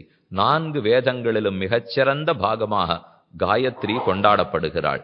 பிராமணா நாம மாத்திரேன தேபி பூஜ்யா யுதிஷ்டிர. பேருக்கு பிராமணன் இருக்கானே யுதிஷ்டிரா, கண்ணன் அரோத்தரை பத்தி சொல்றார். யாரை பத்தியும் இல்லை, நம்மளை பத்தி தான் சொல்லிட்டு இருக்காரு. இப்போ பேருக்கு பிராமணன் இருக்கானே யுதிஷ்டிரா, அவன் கூட காயத்ரி ஜபம் பண்ணினான்னால் அவனை சிறந்த பிராமணன் கொண்டாடிவிடலாம். அப்படின்னா உடனே நம்ம இருக்கிறாப்பலேன்னு ஏதோ சொல்றார் போல் இருக்கு, நாம மட்டும் காயத்ரி பண்ணிட்டு மற்றதெல்லாம் விட்டுட்டா தேவலேன்னு சொல்றாரோன்னா அப்படி கண்ணு சொல்லவே இல்லை. இப்போ விஷ்ணு சஹஸ்ரநாமாத்தியாயம் படிக்கிறோம், 1000 திருநாமங்கள் இருக்கு, 20 நிமிஷத்துல ஸ்லோகத்தை சொல்லி முடிச்சிட மாட்டோமா? அர்த்தம் தெரிஞ்சாத்தானா சுவாமி சொல்லணும்னா தேவையே இல்லை, சப்தமே போரும், பகவன் நாமமே ஏற்றம், அதனால அதை சொல்லுங்கன்னுவா. உடனே ஒருத்தர் சப்தத்தை படிக்கிறதுக்கு எடுத்த புஸ்தகத்தை கீழே வச்சுட்டார். இவர் சொன்னார் நாமமே போரும் அர்த்தமே வேண்டான்னு சொன்னார், அதனால நான் அர்த்தம் படிக்கலான் இருந்தேன், இப்ப வேண்டாங்கிற முடிவுக்கு வந்துட்டேன், கீழே வச்சுட்டேன்னார். அதுக்காக அவர் சொன்னார் அர்த்தம் இல்லாம திருநாமமே இவ்வளவு ஏற்றம்னா அர்த்தத்தோட படிச்சா எவ்வளவு ஏற்றம்ங்கிறதுக்காக அவர் சொல்ல வந்தாரே தவிர அர்த்தத்தையே வேண்டாம் வெறும் சப்தத்தை சொல்லுங்கிறதுக்காக வந்ததா? அதனாலே வெறும் காயத்ரி பண்ணிட்டு மற்றபடி பிராமணனாவே இல்லாதவனுக்கே இத்தனை ஏற்றம்னா அப்ப பிராமணனுக்கு வேண்டிய அனுஷ்டானமும் இருந்து காயத்ரின்னு சொன்னோம்னா எவ்வளவு வைபவம். அப்படிங்கிறதுக்காகத்தான் இதெல்லாம் சொல்லப்பட்டதே தவிர இப்ப பகவானுடைய நாமத்தை சொன்னா போரும், தீர்த்தமாடாட்டா கூட அந்த பாவத்தையும் சேர்த்து போய்க்கிடும்னா அப்ப நாள்லேருந்து குளிக்கிறது இல்லைன்னு முடிவு பண்ண முடியுமா? அப்ப குளிச்சுட்டு பண்ணால் எவ்வளவு ஏற்றம்ங்கிறதுக்காக சொல்லப்படுறது. பிராமணா நாம மாத்திரேன தேபி பூஜ்யா யுதிஷ்டிர கிம் புனர்யஸ்து சந்தேத்வே நித்தியமேவ உபதிஷ்டதே. மேலும் பூர்புவஸ்வரிதி பிரம்ம யோ வேத நிரதோ த்விஜா ஸ்வதார நிரதோ தாந்தா சவித்வான் சச்ச பூசுர. யார் 2 வேளைகளும் காயத்ரி மந்திரத்தை ஒதுகிறானோ அவன் வித்வான், அவன் மனிதனாக இருந்தா கூட தேவராக கொண்டாடப்படுகிறான். யதா விகசிதே புஷ்பே மது கிருண்ணந்தி ஷட்பதாக ஏவம் கிரகீதா சாவித்ரி சர்வவேதேச்ச பாண்டவ. எப்படி ஓரொரு மலரிலிருந்தும் கொஞ்சம் கொஞ்சமா தேன் வண்டுகள் கிரகித்து வச்சுட்டு சேமிச்சு வச்சிருக்கோ, அதப்போல் வேதத்துல ஆங்காங்கு இருக்கக்கூடிய இனிமையான எழுத்துக்களை எடுத்து காயத்ரிங்கிற தேன் கூடு கட்டப்பட்டுள்ளது. புஷ்பத்திலிருந்து கொஞ்சம் கொஞ்சமா தேன் எடுத்து சேமிச்சு தேன் கூடு இல்லையோ, வேதத்தில் இருக்கிற அழகான பாகங்களை சேர்த்து காயத்ரி மந்திரமாகிற தேன் கூடு கட்டப்பட்டுள்ளது. தஸ்மாத்து சர்வ வேதானாம் சாவித்ரி பிராண உச்சியதே. காயத்ரி சாவித்ரி தான் அனைத்து வேதங்களுக்கும் பிராணனே. நிர்ஜீவாகி இதரே வேதாக வினா சாவித்ரியா நிருப. சாவித்ரி காயத்ரி இல்லாமல் வேதத்துக்கு உயிரே அடங்கினா போல இருக்கும். தர்மபுத்திரன் கேட்கிறான், ஒரு நாளைக்கு நான் எவ்வளவு காயத்ரி ஜபம் பண்ணணும்? தர்மபுத்திரா அவனுக்கு தெரியாதா? ரொம்ப நாளாக அதை பண்ணிட்டு இருக்கியேன்னா எனக்கு தெரியும், ஆனா 2009 கேட்கிறவாளுக்காக கேட்கிறேன், எனக்காக நான் இப்ப கேட்கல. ஆனா எப்பவோ இதை பத்தி ஒருத்தர் எடுத்து வாசிச்சா அவர்கள் எத்தனை பண்ணணும்னு கேட்பா, அதற்காக உன்னிடத்தில் கேட்கிறேன். சஹஸ்ர பரமாம் தேவீம் சதமத்யாம் தசாவராம் சாவித்ரீம் ஜப கௌந்தேய சர்வ பாப பிரணாசினீம். அனைத்து பாபங்களையும் தொலைக்க வல்ல காயத்ரியை 1000 தடவை சொன்னால் உத்தமம், 100 தடவை சொன்னால் மத்தியமம், 10 தடவை சொன்னால் அதமம். அதற்கும் கீழ் அவர் 3 தான் சொல்லியிருக்கார், உத்தமம் மத்தியமம் அதமம். ஒருவேளை 2 3ன்னு நம்ம ஏதானு கணக்கு சொல்ல ஆரம்பிச்சோம்னா கண்ணன் அதை சொல்லவே இல்லை. ஒருத்தர் ஒரே வேளை தான் நித்தியப்படி சாப்பிட்றார், அவருக்கு யோகின்னு பேர். அவரே 2ஆம் வேளை சாப்பிட ஆரம்பிச்சா ரோகின்னு பேர், 2ஆம் வேளை சாப்பிட ஆரம்பிச்சா போகின்னு பேர், 3ஆம் வேளை சாப்பிட ஆரம்பிச்சா ரோகின்னு பேர், 4ஆம் வேளை சொல்லவே இல்லை சாஸ்திரம், அதுவே 3 வேளை தான் சொல்லியிருக்கு. ஆக நாம யோகியா இருக்கணுமா இல்லை போகியா இருக்கணுமா இல்லை ரோகியா இருக்கணுமான்னு நாம தான் முடிவுக்கு வரணும். ஆக ஒன்னொன்னும் இப்படி சொல்லப்பட்டிருக்குனால் அதுல இருக்கிறதுலேயே வசத்தியத்தான் நாம பண்ண முயற்சிக்கணும். அது முடியலேங்கிற பட்சத்துல தான் அடுத்த நிலைக்கே போக வேண்டும். 1000 முடியறதா அதே தான் செய்யணும். சரி 1000 முடியல, கார்த்தால 7:30 மணிக்கு கிளம்பி அலுவலகத்துக்கு போயாகணும், 100 பண்ணலாமே. அப்ப மாத்தியானிகம் எப்ப சமயம் சொல்றது? சந்தியாவந்தனம் பிராத்த சந்தியா ஆயிடுத்துனாலே மாத்தியானிகம் பண்ணலாம், அதுக்கு ஒன்றும் தனித்து காத்துருக்கணுங்கிற தேவையில்லை. சந்தியாவந்தனம் பண்ணிட்டு மாத்தியானிகம் பண்ணலாம். சாயங்காலத்துல எப்படியுமே இந்த நாட்டில் உங்களுக்கு ஒன்றும் கஷ்டம் இல்லை, 5:30 6 மணிக்கு நிச்சயமா எல்லாருமே வந்து விடுறீங்க. தான் 3:30க்கே மூடி விடுறாளே, அப்புறம் சந்தியாவந்தனத்துக்குன்னு மூடினாள்னு வச்சுக்க வேண்டியதான். ஏன்னா எப்போ 3:30 மணிக்கே வீட்டுக்கு போகணும்னு சொல்லிவிடுறாளோ அப்போ சந்தியாவந்தனத்துக்கு நேரம் நல்ல வேலை ஒதுக்கி கொடுத்துருக்கா. அதனால வந்து அந்த சாயங்கால பொழுதுலையும் 100 பண்ணிவிடலாம். என்னைக்கு விடுமுறைனாலோ, இப்போ வெள்ளிக்கிழமை அன்னைக்கு விடுமுறையா, அன்னைக்கு உட்காந்து 1000 பண்ணலாமே. ஆனா இதுக்குன்னு நம்ம சம்பத்சரத்துக்கு ஒரு நாள் வச்சுருக்கோம், அதாவது யஜுரூபாகர்மாவோ சாமோபகர்மா ஆவணி ஆவட்டை என்னைக்கு வர்றதோ அதற்கு மறுநாள் அன்னைக்கு 1000 வருஷத்துக்கு ஒரு தடவை. அது 1000 பண்றதுக்குள்ளே பட்னி கிடந்து பண்ணணுமா, சாப்பிட்டுட்டு பண்ணலாமா, முன்னாடி பண்ணலாமா, பின்னாடி பண்ணலாமா, இது இத்தனை கேள்வியும் கேட்டுண்டு ஜபம். முதல் நாள் அன்னைக்கு காமோகாஷித் மன்யுரகாஷித் நமோ நமஹ. காமம் மன்னித்து கோபம் மன்னித்து நான் பண்ணலேன்னு 1000 தினம் சொல்லிட்டு உடனே கோவப்பட ஆரம்பிச்சுண்டு இது இத்தனை அன்னைக்கே தொடங்கிடுவோம். மறுநாள் காயத்ரி ஜபம். அதிலே சமித்தோட காயத்ரி பண்ணணும். அதாவது ஹோமகுண்டத்தை வளர்த்து 1008 சமித்துக்களை சேர்த்து காயத்ரி ஜபம். பிரம்மச்சாரி பிள்ளைகள் வீட்டில் இருக்கிற வரைக்குமான அவர்கள் இதை பல சொல்லணும். கல்யாணம் ஆயிடுத்துன்னா சரி ஏதோ விட்டு போயிடுத்துன்னு வச்சிருந்தா கூட பிரம்மச்சாரிகள் பிள்ளைகள் வீட்டில் இருந்தால் அவசியம் 1008 சமித்துக்களோட தான் பண்ணணும். அதுல ஒரு குறுக்கு வழி கண்டுபிடிச்சோம். சமித்து பாதி சாவித்திரி பாதின்னு. அப்படின்னா என்னதுன்னா, ஒரு சமித்தை போட்டுக்கிறது, வாயில ஒரு காயத்ரி சொல்லிக்கிறது. அப்ப 504 கூட்டிடுறது. 504 சமித்து 504 காயத்ரி. இதுக்கு தான் சமித்து பாதி சாவித்திரி பாதின்னு பேர். இந்த ரெண்டையும் சேர்த்து கூட்டிட்டோம்னா 1008. இன்னொன்னு வழக்கம் வச்சுருப்பா, 2 பிள்ளைகள் சேர்த்து பண்ணிவிட்டா அதையும் 252 252 எப்படியோ 1000 கணக்கு பண்ணணும். லட்சார்ச்சனை கோவில்ல நடக்கும் பார்த்திருக்கீங்களா? 10 அர்ச்சக சுவாமியை நிறுத்தி வச்சு அவாவா 100 தரம் பண்ணிட்டாள்னா லட்சார்ச்சனை முடிஞ்சு படுத்து விடுவா. ஒத்தர் பண்றது இல்லை. இப்போ எத்தனை பேர் சேர்த்து சொன்னாலும் அத்தனைன்னு கணக்கு இல்லை. அதே போல நானும் சமித்து பாதி சாவித்திரி பாதின்னு இல்லாமல் தினப்படியே 1000 சொல்லணும். முடியலன்னா அவசியம் 100 காயத்ரியாவது பண்ண வேணும். அப்படி இருக்கும் பிராமணன் சிறந்தவன். ஆனால் ஒரு பக்கத்துல இது இத்தனையும் சொன்னீரே, மற்றொரு பக்கம் இல்லையா? நாணயத்துக்கு 2 பக்கம் இருக்கே. நல்லதா இப்படி பண்ணணும்னு கண்ணனே சொல்லணும் வந்துட்டியே, தீயதுகளுடைய பலம் யாது என்று தர்மபுத்திரர் கேட்கிறார். சொன்னா பயப்படுவேன்னு சொல்லாம இருந்தேன் தர்மபுத்திரா. சொல்லுட்டா அதுக்கப்புறம் நீ பயப்பட மாட்டியே. இப்ப நான் 21 நரகங்களை பற்றி சொல்லுகிறேன், கேட்டுக்கொள். நீ கேட்டுட்டே இனிமே நான் சொல்லாத இருக்கிறதுக்கு முடியாது. புராணங்கள் நரகத்தை பத்தி நிறைய சொல்லும். நான் இப்ப அதத்தனையெல்லாம் படிக்க போறது இல்லை. நம்ம பயப்படுறதுக்காக இங்க வந்தோம். திருப்தியா ஏதோ 4 நல்ல விஷயம் கேட்டு போறதுக்காக வந்தோம். ஆனா எது தவிர்க்கப்பட வேண்டியதுங்கிறத மட்டும் சொல்லியிருக்கார். அதை மட்டும் வாசிக்கிறேன். தேவதேவேஷ தைத்யக்ன பரம் கௌதூகலம் ஹிமே ஏதத் கதய சர்வஜ்ஞ தத் பக்தஸ்ய கேசவ மானுஷஸ்ய லோகஸ்ய தர்மலோகஸ்ய அந்தரம். நம்ம லோகத்துக்கும் தர்மராஜா இருக்கக்கூடிய யமபட்டணத்துக்கும் எவ்வளவு தூரம்? இங்கிருந்து அங்கு யார் செல்கிறார்கள்? எந்த உடலோடே செல்கிறார்கள்? அங்க என்ன அனுபவிக்கிறார்கள்? எப்போது வெளியே வருவார்கள்? அங்க என் உடல் என்ன ரூபத்தில் இருக்கும்? எனக்கு என்ன பேர் இருக்கும்? எத்தனை நாள் இருப்பேன்? இது இத்தனை தர்மபுத்திரன் கேட்டான். கண்ணன் முதல்ல சொன்னார், நீ போகாத ஊருக்கு எதுக்கு தர்மபுத்திராய் என்னை கட்டி இதெல்லாம் கேட்கிறேன்? என்ன நிச்சயமா இவன் போறதே இல்லை. தர்மபுத்திரனுக்கும் யமதர்ம பட்டணத்துக்கும் சம்பந்தமே இல்லை. அவன் மகா புண்ணியசாலி, புண்ணியாத்மா. ஆனா நாம என்னைக்கு போயிட போறோமோங்கிற பயம் அது இல்லாமல் கண்ணன் திருவாக்கால நல்லத பசங்களுக்கு நம்ம ஜனங்களுக்கு வாங்கி வைப்பமே அப்படிங்கிறதுக்காக தர்மபுத்திரன் கேட்கிறார்.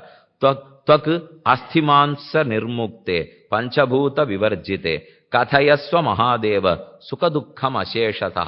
இந்த பஞ்சபூதங்களால் ஆக்கப்பட்ட சரீரம் கீழே விழுந்தவுடன் இவ்வாத்மா உடலத் துறந்து எங்கு போகிறது, எங்கு அடைகிறது, என்ன வேதனைப்படுமா சுகப்படுமா, அதை பற்றி நன்கு தேவரீர் உரைக்க வேண்டும். பகவான் உவாச்ச, பகவான் பதில் சொல்லுகிறார். ஸ்ருணுராஜன் யதாவிருத்தன் என்மாம் தம் பரிபுச்சசி தத்தேகம் கதையிஷ்யாமி மத்பக்தஸ்ய நரேஸ்வர. ஹே நரேஸ்வர, ராஜாக்களுக்குள்ள ராஜாவானவனே, என் பக்தன் எங்கு செல்லுகிறான், ஆபக்தன் எங்கு செல்லுகிறான்? உடலிலிருந்து உயிர் பிரிந்தவுடன் வேறு உடலுக்கு போகுமா, வேறு உலகத்துக்கு போகுமா? எல்லாவற்றையும் கடோபனிஷத்தில் நச்சிகேதாவுக்கு யமதர்மராஜன் சொன்னார். உமக்கு இப்போது திரும்ப சொல்லுகிறேன் கேள். ஷடசீதி சஹசிராணி யோஜனானாம் யுதிஷ்டிர மானுஷஸ்ய லோகஸ்ய யமலோகஸ்ய அந்தரம். நம்ம உலகத்துக்கும் மனுஷலோகத்துக்கும் யமனுடைய நரகப்பட்டணத்துக்கும் 86,000 யோஜனை இடைவெளி உள்ளது. ஒரு யோஜனை 10 மைல் கீழே சொல்லியிருக்கேன். அப்ப 86,000 யோஜனைன்னா 8,60,000 மைல். ரொம்ப தள்ளி தான் இருக்கு. அந்த வரைக்கும் தப்பிச்சோம்னு வச்சுங்க. அது கிட்டக்க இல்லை, நல்ல வேளை. 8,60,000 மைல் தள்ளித்தான் இருக்கு. ஆனா இங்க இருந்துட்டு அதை எவ்வளவு கிட்டக்க கொண்டுள்ளாமோ எல்லா முயற்சியும் நாம் எடுத்துட்டு இருக்கோம். அது இவ்வளவு தள்ளி இருக்கே தவிர அது தள்ளியே வச்சிருக்கணும் இல்லையோ. அதை விட்டுட்டு அது கிட்டக்க வர்றதுக்கு என்னென்ன உண்டோ அதை நாம முயற்சி எடுத்துட்டே இருக்கக்கூடாது. ந தத்திர விரக்ஷாயா வா ந தடாகம் சரோபி வா நவாப்பியோ தீர்கிகா வாபி ந கூபோ வா யுதிஷ்டிர. அது போற வழியிலேயாகட்டும் அங்கேயாகட்டும் கொடுமை கொடுமை கொடுமை. ஒரே ஒரு நிழல் கொடுக்கும் மரம் கிடையாது, ஒரே ஒரு குளம் கிடையாது, ஆறு கிடையாது. மானுஷஸ்ய நவாப்பியோகோ தீர்க்கிகாவாபி ந கூப்போவா யுதிஷ்டிர. குளமோ கிணறோ ஆறோ நிழலோ மரமோ எந்த ஒரு இனிமைப் பொருட்களும் கிடையா. ந மண்டபம் சபாவாபி. போற வழி முழுக்க மண்டபங்கள் இல்லை, சபை இல்லை. எங்கு பார்த்தாலும் வனம், வெறும் எரிந்து போய் கிடக்கிற காடுகள், ஆங்காங்கு கூழாங்கற்கள், ஆங்காங்கு சிறு சிறு குன்றுகள், எங்க பார்த்தாலும் பாலவனத்தை போன்ற வெறுமை. பிரபா பிரபா ந மண்டபம் சபாவாபி ந பிரபா ந நிகேதனம் ந பர்வதோ நதீவாபி ந பூமேர் விவரம் கொச்சித். எந்த திசையில இது போயின்னு இருக்குங்கிற திசை கூட தெரிய வராது. ஜந்தோர்ஹி பிராப்த காலஸ்ய வேதனார்த்தஸ்ய வைபிருஷம் காரணை தியக்த தேகஸ்ய பிராணைஹி கண்டகத்தை புனः. ஒரு பிராணம் அந்த தேகத்திலேருந்து ஆத்மா வெளியில புறப்பட போறாருன்னா கழுத்தளவுக்கு ஆத்மா புறப்பட தயாரா இருப்பார். ஆத்மா அந்த தேகத்திலேருந்து புறப்படுவர். இந்த தேகம் கீழே விழுந்துடும். அதுக்கப்புறம் யார் யமனார்க்கத்தில் தெற்கு நோக்கி செல்லுகிறார்களோ, நரக வேதனை அனுபவிக்கிறதுக்காக போறாளோ, அவர்களுக்கு இந்த தேகத்தை போல இந்த வர்ணத்துல இந்த அளவிலேயே ஒரு உடம்பு கொடுக்கப்படும். சூக்ஷ்ம சரீரத்தை பத்தி மட்டும் சொல்லலை, சூக்ஷ்ம சரீரத்தோட வெளியில போடுவோம். ஆனா நரகத்தை நோக்கி செல்லும் போது நம்ம அளவில நம்ம வர்ணத்துல இதை போலவே ஒரு உடம்பு கிடைக்கும். ஆனா வித்தியாசம் இருக்கு. அதை என்ன நெருப்பால எரிச்சாலும் எரியாது, தண்ணீர்ல போட்டு அழுத்தினாலும் அது கலங்காது, கத்தியால என்ன வெட்டினாலும் வெட்டுப்படாது, காத்தால உலர்த்தினாலும் உலராது. நம்ம சரீரம் இது எல்லாமே ஆகும், ஆனா அந்த சரீரம் இது ஒண்ணுமே ஆகாது. தேவலையா சுவாமி இது ரொம்ப வசந்த சரீரமா இருக்கே அப்படின்னா, அவன் அடிக்கிற அடியை தாங்கிறதுக்கு தான் இது இத்தனையும். இல்லைன்னா இந்த சரீரம் இதுக்கு போற வழியிலெல்லாம் யமதூதன் உதைக்க போறான் அடிக்க போறான்னு இல்லையோ, அது இந்த சரீரமா இருந்தா அது நமக்கு தாங்காது. அப்ப தண்டனையே அனுபவிக்க மாட்டோம்னு தான் பகவான் வசத்தியான சரீரத்தை கொடுத்திருக்கார். ஷரீரர் ஆச்சால்யே ஜீவா அவசோ மாதரீஸ்வனா. இந்த சரீரத்திலேருந்து புறப்பட்டு ஒரு காற்றின் வசம் அடைந்து விடுகிறான். அந்த காற்று தேவதா தான் அவனுக்கு புது சரீரம் கொடுக்கிறது. சரீரம் அந்நது தத்ரூபம் தத்வர்ணம் தத் பிரமாணதா அதிருஷ்யம் தத் பிரவிஷ்டஸ்து சோப்பியதிருஷ்டோ கேனச்சித் சோந்தராத்மா தேகவதாம் அஷ்டாங்கோ யஸ்து சஞ்சரேத் சேதனாத் பேதனாத் தாஹாத் தாடனாத்வா நசியதி. இதை வெட்டினாலும் உதைத்தாலும் என்ன பண்ணினாலும் இந்த உடம்பு நசிக்காது. ஆக்கிரந்தமான கருணம் பந்துபிகி துக்க பீடிதைகி. இங்கிருந்து ஆத்மா புறப்பட்டு போறச்சே சரீரத்தை சுத்தி உட்காண்டு ரொம்ப வியசனத்தோட பந்துக்கள்லாம் ஹோன்னு அழுவர்கள். இவர்கள் இப்படி அழறாளே, நம்ம போகக்கூடாதுன்னு சொல்லிட்டு இருக்காளே என்கிற வருத்தத்தோட ஆத்மா புறப்படுறான். ஆனா பாபிஷ்டனான ஆத்மாவாக இருந்தால் அவனை யமபட்டர்கள் பாசக்கயிற்ற வீசி இழுத்து கொண்டு போவர்கள். அந்த பக்கத்துல யமபட்டர்கள் என்ன இழுத்துன்னு போறா, என்னை காப்பாற்றக்கூடாதான்னு அழுதுன்னு இருக்கிற உறவினர்கள்ட்ட சொல்லணும்னு பிரயத்தனப்படுவன், சொல்லுவன். ஆனா இவர்கள் காதுக்கது விழாது. அவர்கள் தான் இழுத்து கொண்டு போவர்கள். அப்போது தொண்டை அடைத்து போய் தியக்த்வா பந்துஜனம் சர்வம் நிரபேக்ஷஸ்து கச்சதி அந்தகாரம் அபாரந்தம் மகாகோரம் தமோவிருத்தம். ஒரே இருட்டா இருக்கும், ஆங்காங்கு போறதுக்கு மட்டும் வெளிச்சம் தெரியும். நாம் செய்திருக்கிற பாபங்களின்படி வழியிலேயே துன்புறுத்தப்படுகிறோம். துக்காந்தம் துஷ்பிரதாரஞ்ச துர்கமம் பாபகர்மனாம். பாபத்தை தாண்ட முடியாமல் செய்திருப்பவன் இந்தந்த தண்டனைகளை அனுபவிக்கிறான். ஏதனில் விஸ்ரப்தம் சுவாமினம் மித்ரம் ஸ்திரியம் வா கனந்தி ஏ நராக. யார் பெண்களை வதம் பண்றாளோ, பெண்களுக்கு துன்பம் இழைக்கிறார்களோ, அவமரியாதை பண்றார்களோ, அல்லது தன் சுவாமிக்கோ நண்பனுக்கோ துரோகம் செய்து விட்டார்களோ, சாஸ்திரைர் நிர்பித்தியமானைச்ச சஸ்திரைர் நிர்பித்தமானச்ச. ஒரு சஸ்திரத்தை வச்சுண்டு ஏதோ ஒரு ஆயுதத்தை வைத்துக்கொண்டு யாரையேனும் அடித்து விட்டார்களோ, கந்தவ்யம் யமசாதனம். அவன் யமபட்டணத்துக்கு போகும் வழியில் இதே துன்பத்தை அவர்களால் அனுபவிக்கிறான்.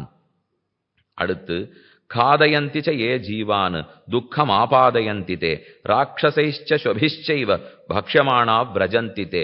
மற்றொருவனுடைய உணவை எவன் பறித்து உண்டு விட்டானோ அவனுக்கு ஒரே தாகமும் பசியும் எடுக்கிறச்சே போற வழியில யமதூதர்கள்லாம் வேணும்னு ஏதானு போடுவார்கள்.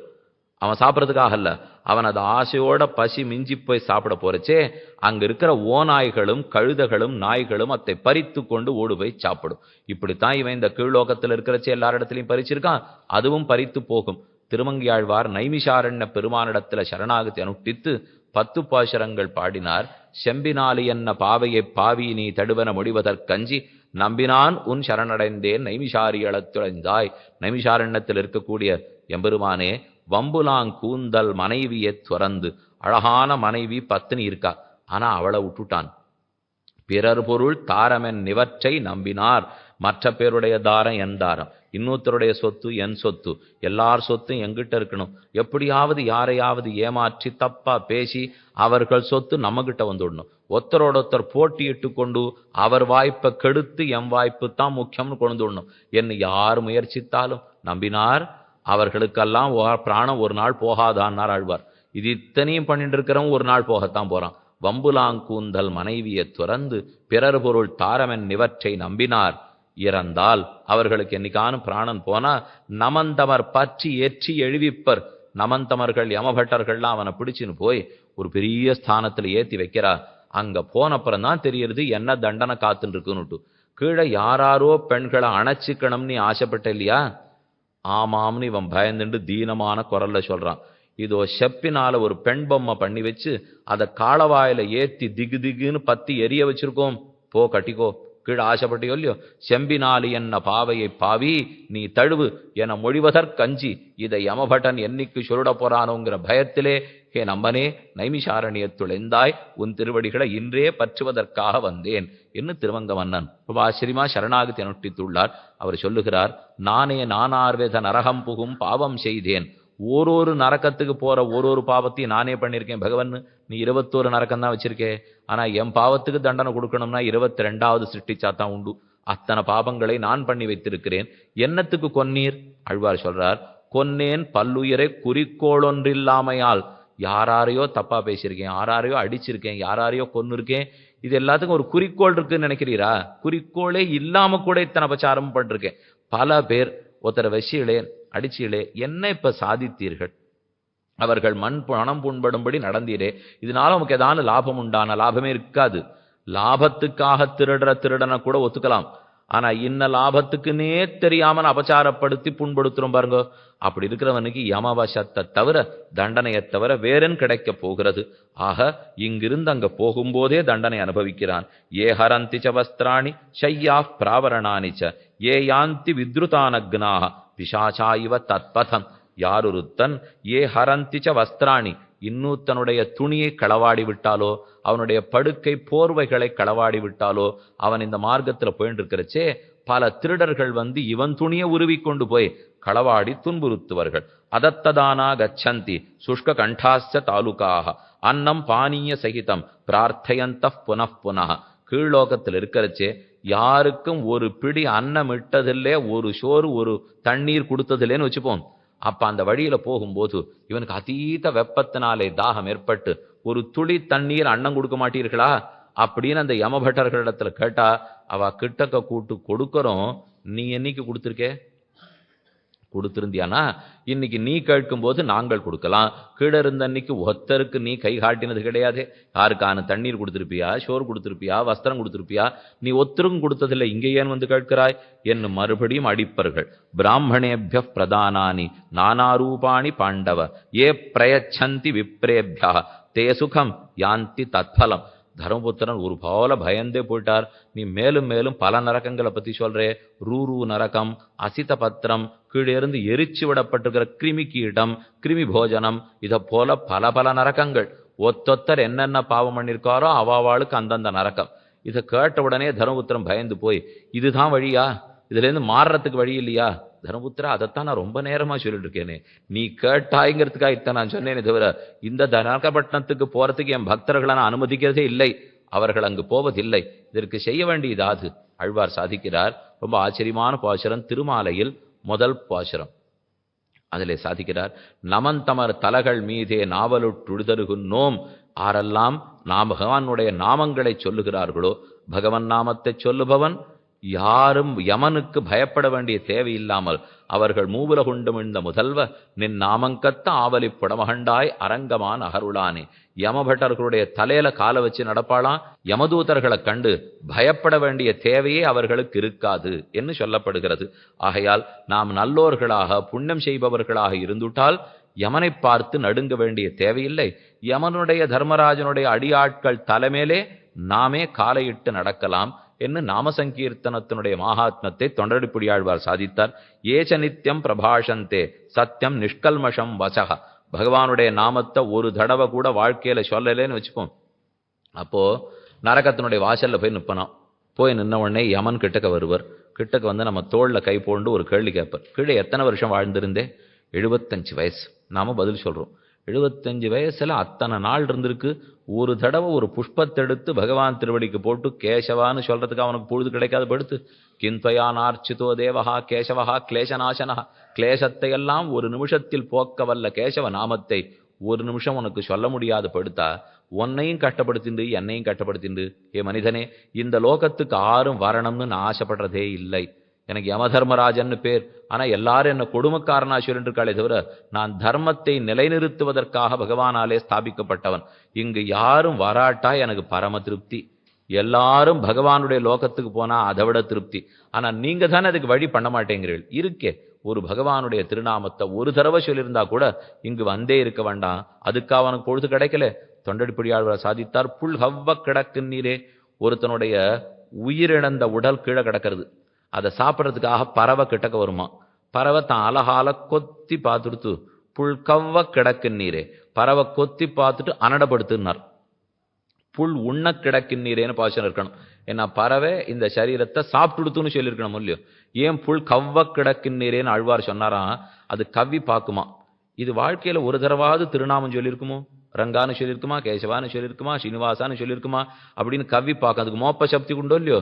இந்த உடம்பு உயிரோடு இருக்கிறச்சே சொல்லித்தாலியான்னு அது தெரியுமா. அது சொல்லாத உடம்பா இருந்ததுன்னா இதை சாப்பிட்ற பாவம் நமக்கு வேண்டான்னு விட்டுட்டு போடுமா. அதனாலதான் புல் கவ்வ கிடக்குன்னு நீரேன்னு பாடினார். அந்த துர்தசை நமக்கு வேண்டாம். உயிர் பிரிந்த பிற்பாடு இந்த சரீரத்தை பறவை கூட தீண்டாது. நாமத்தை சொல்லாமல் புண்ணியம் செய்யாத சரீரத்தாலே லாபம் இல்லை. கபிலாத்யானி புண்ணியானி கோப்பிரதானானி ஏ நராக பிராமணேபிய பிரயச்சந்தி ஸ்ரோத்ரியேபியோ விசேஷத்தா. யாருத்தன் தகப்பனார் பொருட்டோ தாயார் பொருட்டோ பசுமாடு தானமாக கொடுக்கிறானோ அவன் கண்டிப்பாக நரகத்தின் வழி செல்லாமல் சொர்க்கத்தின் வாசலுக்கே போகிறான். உயர்ந்த கதியை அடைகிறான். அதுவும் கபிலாங்கிற பசு கொடுத்தா ரொம்ப வசதிங்கிறார் இங்கே. அது ஒரு பெருங்கதை. இந்த கபிலா பசுங்கிறது என்னது? அந்த பசுவனுடைய உடம்புல எந்தெந்த தேவர்கள் எந்தெந்த ஸ்தானத்தில் இருக்கா. பிரம்மா தான் இந்த கபிலா பசுவை பித்திருக்கருக்காக ஏற்படுத்தினார். அது ஒரு உயர்ந்த சாதி பசு. அந்த பசுவை வாங்கி நாம தானம் கொடுக்க வேணுமா. ராமனே கோதானம் பண்ணியிருக்கார். நாமும் தாயார் தகப்பனார் மரித்தா கோதானம் கொடுக்கறதுங்கிற வழி வச்சுட்டு இருக்கோம். ஏனெனில் நாம நரகத்தின் வழி போகிறோம்னு வச்சுங்கோ. அப்போ அது போகிறதுக்கு முன்னாடி ஒரு நதி ஓடுமா. அதில் ரத்தம் சீழ் சதை முதலாகனவலே இருக்கும். வைத்தரணின்னு அந்த நதிக்கு பேர். அந்த நதியை தாண்ட மாட்டாமல் இந்த ஆத்மா அந்த சரீரத்தோட துன்பப்படும். அப்போ இவர் கொடுக்குற பசுமாடு அந்த நதிக்கரையில் வந்து நின்றுண்டு அந்த நதியை அந்த ஆத்மாவை தாண்டி வச்சு சுகத்தை ஏற்படுத்தி கொடுக்குமா. அதுக்காக இந்த இடத்துல மாடு தானம் கொடுக்கணும்னு சாஸ்திரம் நமக்கு சொல்லியிருக்கு. பல பேர் இன்னைக்கு கோவில்களில் கொடுக்குறா. பிராமணருக்கு மாடு தானம் கொடுக்கணும்னா கட்டுற அளவுக்கு வீடு வேணுமே. முதல்ல மாட்டை வாங்கிட்டு போயிட்டா அதை வீட்டில் கட்ட முடியுமா, வச்சு பராமரிக்கிறதுக்கு தான் முடியுமா, அதையும் சேர்த்து தான் நாம் ஏற்றுக்கணும். இல்லை இன்னைக்கு சுலபமாக கோவிலில் விட்டுடுறதுன்னு வச்சுட்டு இருக்கா. ஆனால் கோவிலால் பராமரிக்க முடியாத எங்கே போடுமோ அது தெரியாது. அது ஆபத்திலும் ஆபத்து.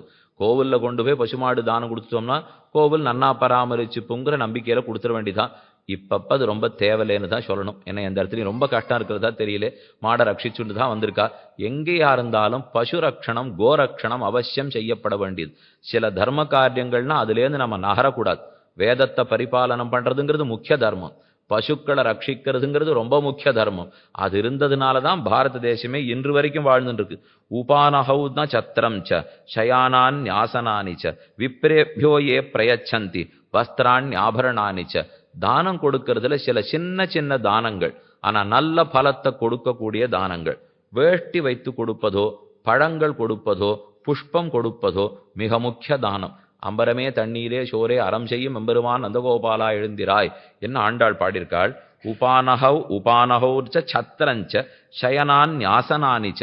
படுக்கிறதுக்கு படுக்கை, பிடிக்கிறதுக்கு கொடை, வெயிலேந்து தப்பிக்க செருப்பு, புஷ்பம், பழம், இது முதலான தானங்கள் மிகச்சிறந்தவையாக கொண்டாடப்படுகின்றன. ஏ பலானி பிரயச்சந்தி புஷ்பாணி சுரபீணிச்ச ஹம்சயுக்தைர் விமானைஸ்து யாந்தி தர்மபுரம் நரஹ. ரொம்ப ஏழையா கஷ்டப்படுறவருக்கு ஒரு நாள் அனுபவிக்கிற அளவுக்கு புஷ்பத்தையோ பழத்தையோ சந்தனத்தையோ கொடுத்தா கூட ஸ்வர்ண விமானத்தில் சொர்க்கத்தை நோக்கி அன்னதாதா செல்கிறான் என்னும் கண்ணன் உபதேசிக்கிறார். ஆக இப்படி தானங்கள் பலவிதமாக இருந்து அந்த புண்ணியத்தை நமக்கு பெற்று கொடுக்கின்றன. அடுத்து தீர்த்த தானம் அன்னதானம். அல்ல, தீர்த்த தானம் தான் ரொம்ப வசந்ததுங்கிறார். யார் ஒருத்தருக்கு தண்ணீர் தேவையோ அவருக்கு கொடுக்கறதுக்காக தண்ணீர் வைக்கப்பட்டிருக்கணும். ஆனா அந்த தண்ணீரை கண்டடத்திலேருந்து கொண்டு கொடுத்துடக்கூடாது. அது புண்ணிய நதியிலேருந்து கொடுக்கப்பட்ட தண்ணீராக இருக்க வேண்டும். கங்கா, யமுனா, சரஸ்வதி, காவேரி, கோதாவரி, தாமிரபரணி, வைகை இது முதலான உயர்ந்த நதிகளாக இருக்க வேண்டும். தேவதேவேஷ தைத்தியக்ன ரிஷிசங்கைர் அபிஷ்டுத பகவன் ஸ்ரீமன் சஹசிராதித்ய சந்நிப 1000 சூரியர்களைப் போன்ற ஒளிபடைத்தவனான பெருமானே, சர்வசம்பவ தர்மஜ்ஞ சர்வதர்ம பிரவர்த்தக சர்வதான பலம் சௌமிய கதையஸ்வ மமாச்சுத, எல்லா தானங்களுக்கும் உண்டான பலத்தை எனக்கு சொல்லுவீர். ஏ தர்மபுத்திரா, இருக்கிறதுலே சிறந்த தானம் தீர்த்த தானம். யார் தீர்த்தம்னு தவிச்சுருந்தாலும், நீ எங்க அவசரமா போயிட்டு இருந்தாலும் நில்லு. அவர்களுக்கு தண்ணீர் கொடுத்து விட்டுத்தான் நீ மேற்கொண்டு செல்ல வேண்டும். தத்ர புஷ்போதகி நாம நதி பரமபாவினி. நாம் மேல் லோகத்துக்கு செல்லும் போது அங்க புஷ்போதகிங்கிற ஒரு நதி ஓடுகிறது. அந்த நதியை பார்த்தாலே புண்ணியம், தீர்த்தமாடினா புண்ணியம். அந்த நதியின் தண்ணீரை குடித்தால் அமிர்தமயமாக இருக்கும். அந்த நதியை தண்ணீர் குடிக்கணும்னா நீ இங்க தண்ணீர் தானம் பண்ணிருக்கணும் தர்மபுத்திரா. இங்கு வேண்டியவர்களுக்கு தண்ணீரை கொடு.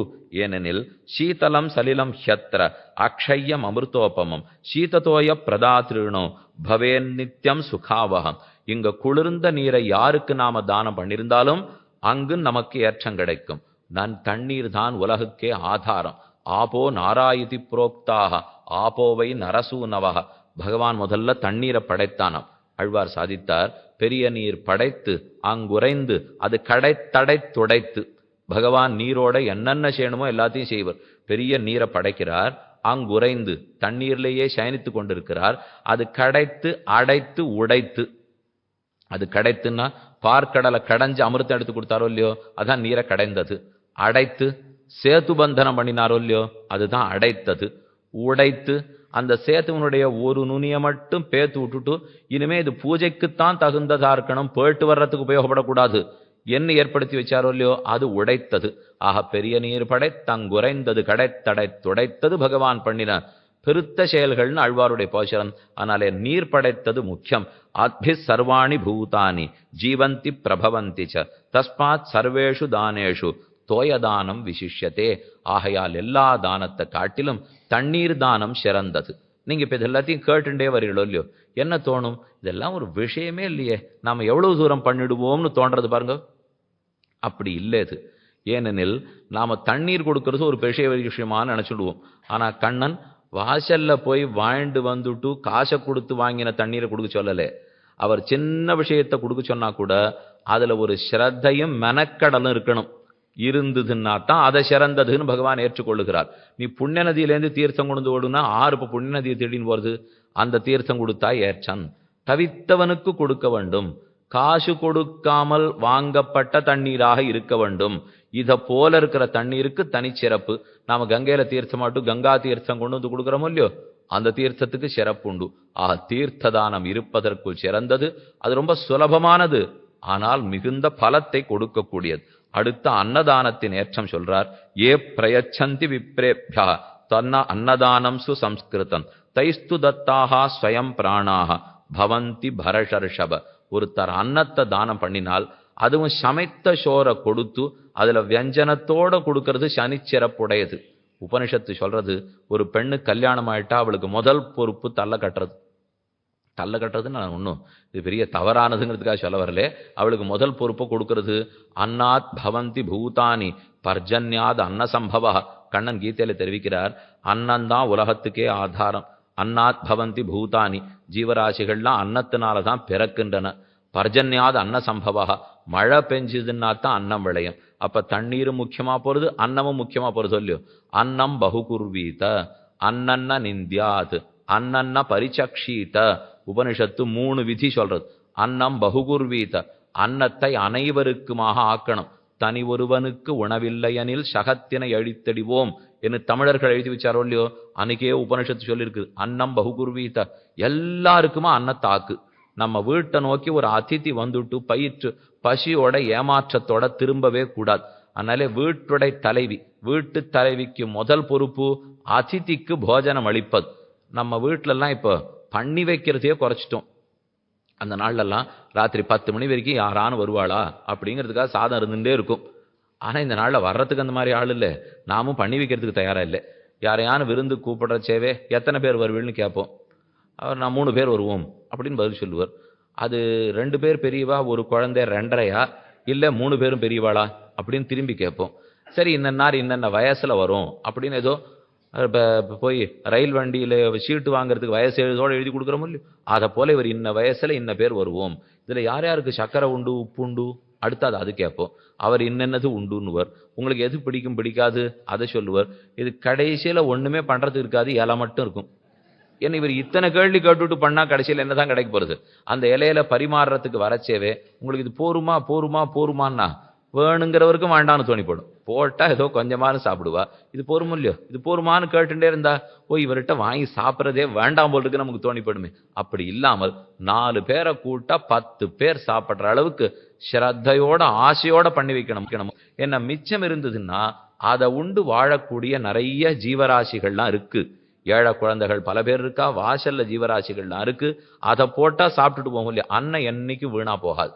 போட்டா கூட சாப்பிட்றதுக்கு ஜந்துக்கள். நாம இலையில சாப்பிட்றோம், இலையில எப்பவும் மிச்சம் வைக்கணும். போஜன பாத்திரம்னு பேர் இலைக்கு. அந்த இலையில மிச்சமே இல்லை. சில பேர் சாப்பிட்டுக்கிறத பார்த்தா கொஞ்சம் அலம்பினா அடுத்தவா உட்காந்துக்கலாம் அப்படிங்கிறாப்புல இருக்கும். அப்படி சாப்பிட்டுட்டு போயிடலாமா? துளியாவது ஏதானும் மிச்சம் வச்சிருக்கணும். மிச்சம் வச்சதோட இலைய வாசல்ல கொண்டு போய் போட்டா அதை சாப்பிட்டு தான் பிராணிகள் எல்லாம் உயிர் வாழ வேண்டும். அதனால ஆருக்கு அன்னம் இல்லாமல் போகாமல் நிறைய வைத்து வாரி வழங்க வேண்டும். ஒரு நாள் கூட இல்லத்தில் சோறு சமைக்காமல் இருக்கவே கூடாது. நாம அது ஒரு வழக்கம் வச்சுட்டோம். வாரத்துக்கு ஒரு முறை வெளியே போய் உணவருந்துவது அதுவே தப்பு. பகவத் பிரசாதம் இல்லாத உணவை சாப்பிட்றதே கூடாது. அது பாபத்தையே உண்ணுகிறா போலே. அப்படித்தான் பண்றோம்னா அன்னைக்கு நம்ம வீட்டில் அடுப்பு மூட்ட போறது இல்லை. வீட்டில் மூட்டலைன்னா பகவானுக்கு அன்னைக்கு நிவேதனம் கிடையாதுன்னு அர்த்தம். அன்னைக்கு ஒரு நாள் அவர் பட்னி நான் சாப்பிடவா, அப்ப பாபத்தையே சாப்பிட்றேன்னு அர்த்தம். பகவானும் பட்னி, அவருக்கு அளிக்கப்பட்ட உணவை நான் அன்னைக்கு சாப்பிடல, அதுவே முதல் தப்பு. அவர் பட்னி போட்டது இன்னொரு தப்பு. வெளியில போய் இன்னொருத்தர் ஆகாரத்தை சாப்பிட்றது 3ஆவது தப்பு. என்னென்ன வேணுமோ இது இத்தனையும். ஏன் அது என்னமோ வெளியில போய் அன்னைக்கு சாப்பிடாட்டா ராத்திரி தூக்கம் வர்றதில்ல சுவாமின்னா, அது எப்படி? இந்த 3ஐயும் நினைச்சு பாருங்கோ, போற வழியை யோசிச்சு பாருங்கோ. கையில இருக்கிற பாசக்கயிறு, சூலம், என்னென்ன பட போறோம், இது எல்லாத்தையும் கொஞ்சம் யோசிச்சு அப்பப்போ யோசிச்சா தான் தெரியும். ஏன் இல்லைன்னா இந்த கட்டத்தெல்லாம் அவன் சொல்லுவாடா, ஒரு தர்மபுத்திரனுக்கு இல்லாத பிரீத்தியா, கண்ணனுக்கு இல்லாத கருணையா, அவர் போய் இப்படி எல்லாம் சொல்லி பயப்படுத்திடுவாரா? ஒன்றும் இல்லை, வா நான் அவனை கூட்டின்னு போறேன்னு சொல்ல மாட்டாரா? ஆனா இந்த நரகத்தை பத்தி ஏன் இவ்வளவு வர்ணிக்கிறார்னா, இத்தனை எழுதி வச்சே இவனுக்கு பயம் வரலையே, போகக்கூடாத வழியில போகக்கூடாதுன்னுட்டு. அப்ப எழுதியே வச்சு காட்டா இருந்திருந்தா எவ்வளவு தூரம் நம்ம தான் தோன்றித்தனமா செயல்பட்டு இருப்போம் இல்லையோ. அப்படி நடக்கக்கூடாதுங்கிறதுக்கு தான் சொல்றார்கள். யார் வீட்டுக்கு வந்தாலும், நாம் அங்கு சென்னாலும், அவர்கள் இங்கு வந்தாலும் அன்னத்தை வாரி கொடுக்க வேண்டும். ஒரு நாள் கூட சோறு சமைக்காமல் இருக்கவே கூடாது. ஓஹோன்னு 10 நாள் கோவில்ல உற்சவம் நடக்கிறது, அதனால அங்க போய் எல்லாம் பிரசாதம் வாங்கி சாப்பிட்டுட்டோம். 7 நாள் உபன்யாசம் சப்தாகம் ஓஹோன்னு நடக்கிறது, அதனால வீட்டுல தளி பண்றதையே நிறுத்திட்டோம் இப்படின்னு சொல்லவே கூடாது. அந்த சிறு அன்னத்தை வடித்து ஒருத்தருக்கு கொடுத்து பகவானுக்கு இட்டு நமக்குன்னு இருக்கிற கடமைகள்லேருந்து ஒரு நாள் கூட நம்ம பெறவே கூடாது. ஆனா மனசு மட்டும் இதே மார்க்கத்துல போனோம்ங்கிறத ஒத்துக்காது. இந்த மனசு எப்போதும் படுற பாடு என்னன்னா, இப்படியே காலத்தால் எழுந்திருக்கிறது, பல தேய்க்கிறது, தீர்த்தம் ஆடுறது, பெருமாளுக்கு பண்றது இதே தானா? மாறி வாழறதுக்கு இல்லையான எண்ணத்தை மாத்தி விடுறது. லோகத்தை மாத்திர போறோமா, வாயால சாப்பிட்றத மாத்திர போறோமா, கண்ணால பாக்குறத மாத்திர போறோமா, காதால கேட்கறத மாத்திர போறோமா? இதெல்லாம் மாத்திர அன்னைக்கு இதையும் மாத்திக்கலாம். அதுவும் மாறப்போவதில்லை, இதுவும் ஒரு நாளும் மாறாது. நித்திய அனுஷ்டானம், நித்திய அனுசந்தானம், நித்திய ஆராதனம்ங்கிறது நித்தியமாத்தான் பகவான் விதிச்சிருக்காரே தவிர நித்தியமே சாப்பிட்டு இருக்கமேன்னு வெறுப்பே வரலையே. அதை மட்டும் ஒத்துரும் சொல்றதே இல்லை. ஆனா நித்தியமே ஆராதனம் பண்ணிருக்கேனே, நித்தியமே பாசுரம் சொல்றேனே, நித்தியமே ஸ்லோகம் சொல்றேன்னா, நித்தியமே தூங்குறேனே, நித்தியமே சாப்பிட்றேனே அப்படின்னு சேர்த்து குறை சொல்லிக்கணும், சொல்றதில்லை. அத்தை நிறுத்தி விட்டு நம் கடமைகள்ல இருந்து மீறாமல் பகவானுக்கும் படைத்து வந்திருக்கிற அதிதிக்கும் அன்னதானம் கொடுக்க வேண்டும். சமைக்கப்பட்ட அன்னத்தையும் கொடு. தேவமானவதிர் யக்ஷு சர்வலோகேஷு சர்வதா சர்வகாலம் கி சர்வேஷாம் அன்னே பிராணாக பிரதிஷ்டிதாக. அன்னத்தில் தான் பிராணங்கள் எல்லாம் பிரதிஷ்டையாயிருக்கு. அன்னன்னு நிந்தியாது, அன்னத்தை நிந்திக்கவே கூடாது. அன்னத்தை பார்த்தாலே எனக்கு பிடிக்கல, இது என்ன சோறு வேண்டிருக்கு, இப்போ இது வேண்டவே வேண்டாம், இது சாப்பிட்டா தான் உயிர் வாழ முடியுமா, என்னென்னமோ சோற்ற சொல்றமோ இல்லையோ, அடிப்படை குற்றம். என்னை இதை வச்சுன்னு தான் ஆதாரமா லோகமே வாழ்ந்துட்டு இருக்கிறச்சே நான் சோற்ற குற்றம் சொல்லுவதற்கு அதிகாரம் ஒரு நாளும் நமக்கு இல்லை. ஆகையால் எல்லாரும் அன்னத்தை புகழ்ந்து அதுக்கு வேண்டிய சத்காரங்களை பண்ணி அனைவருக்கும் உணவு இருக்கும்படி ஏற்படுத்தி கொடுப்பது ஒரு சம்சாரியின் கடமை. அன்னம் பிரஜாபதே ரூபம் அன்னம் பிரஜனனம் ஸ்மிருதம் சர்வபூதமயம் ச அன்னம் ஜீவச்ச அன்மயவ ஸ்மிருதா. ஜீவன் வளருவதே சரீரம் வளர்றதே அன்னத்தாலே. பகவானே அன்ன ரூபத்தில் இருக்கான்னு தெரிஞ்சுக்கோ. அன்னந்தான் உற்பத்திக்கெல்லாம் காரணம்னு புரிந்துகொள். ஆக தீர்த்த தானம் செய்வாய், அன்னதானம் செய்வாய். மேற்கொண்டு ஏதானு நான் செய்யறதுக்கு தர்ம காரியங்கள் இருக்கா, சுலபமான காரியம் இருக்கான்னு தர்மபுத்திரர் கேட்கிறார். நாம பண்ணக்கூடியது ஆனா பண்ணாம இருக்கிற சிலது அல்லாத இங்க தனியா பட்டியல் போட்டார் கண்ணன். தேவ மால்யாபநயனம் த்விஜோச்சிஷ்ட அபமார்ஜனம் ஸ்ராந்த சம்வாகனம் செய்வ ததா பாதாவசேச்சனம் பிரதிஸ்ரய பிரதானஞ்ச ததா சய்யாசனஸ்ய ஏகைகம் பாண்டவ சிரேஷ்ட கோப்பிரதானாது விசிஷ்யதே. நான் சொல்லியிருக்கிற ஒன்னொன்னும் கோதானத்தை விட சிறந்தது. ஏதெனில் தேவ மால்யாபநயனம், காலங்கார்த்தால விஷ்ணு கோவிலிலே பகவானிடத்திலேருந்து புஷ்ப மாலைகளை களைஞ்சுட்டு அங்க இருக்கிற குப்பை சத்தையோட விட்டுருக்காளோ இல்லையோ, அந்த மாலை எடுத்து வெளியில போட்டுட்டு பாத்திரத்தை சுத்தம் பண்ணிட்டு அந்த இடத்தை பெருக்கி மொழிகி கழுவி கோலமிட்டு வைத்தல், இது ஒரு முக்கிய கைங்கரியம். இது பக்கமே நம்ம ஒத்துரும் போறதே கிடையாது. நாம் இப்போ கோவில்களுக்கு போவோம், போனோம்னா அப்படி ஒரு சுற்றி பார்ப்போம். திவ்யதேச யாத்திரை எல்லாம் போகிறோமோ இல்லையோ, அப்படியே சேவிச்சுட்டு பராமரிப்பு சரியில்லை அப்படின்ட்டு வெளியில் வந்துடுவோம். இவர் உட்காந்து பராமரிக்கிறதானே ஆறு வேண்டான்னா. இப்போ இவர் பராமரிப்பு சரியில்லைன்னு 10,000 மைலுக்கு அண்ணண்டேந்து வந்து சொல்லிவிட்டு திரும்ப தம் ஊரில் போய் தம் வீட்டில் குப்பை போட்டுருப்பார். அதை அங்கே பண்ணிவிட்டு இங்கே கோவில் வந்து பராமரிப்பு சரியில்லைன்னா ஒரு நாள் குனிஞ்சு நாம் பெருக்கியிருக்குமா, ஒரு நாள் ஒரு புஷ்பத்தை கொண்டு போய் நாம் வெளியில் போட்டிருக்குமா? பணம் கோவிலுக்கு கிடச்சிரும், ஆள் கிடைக்காது.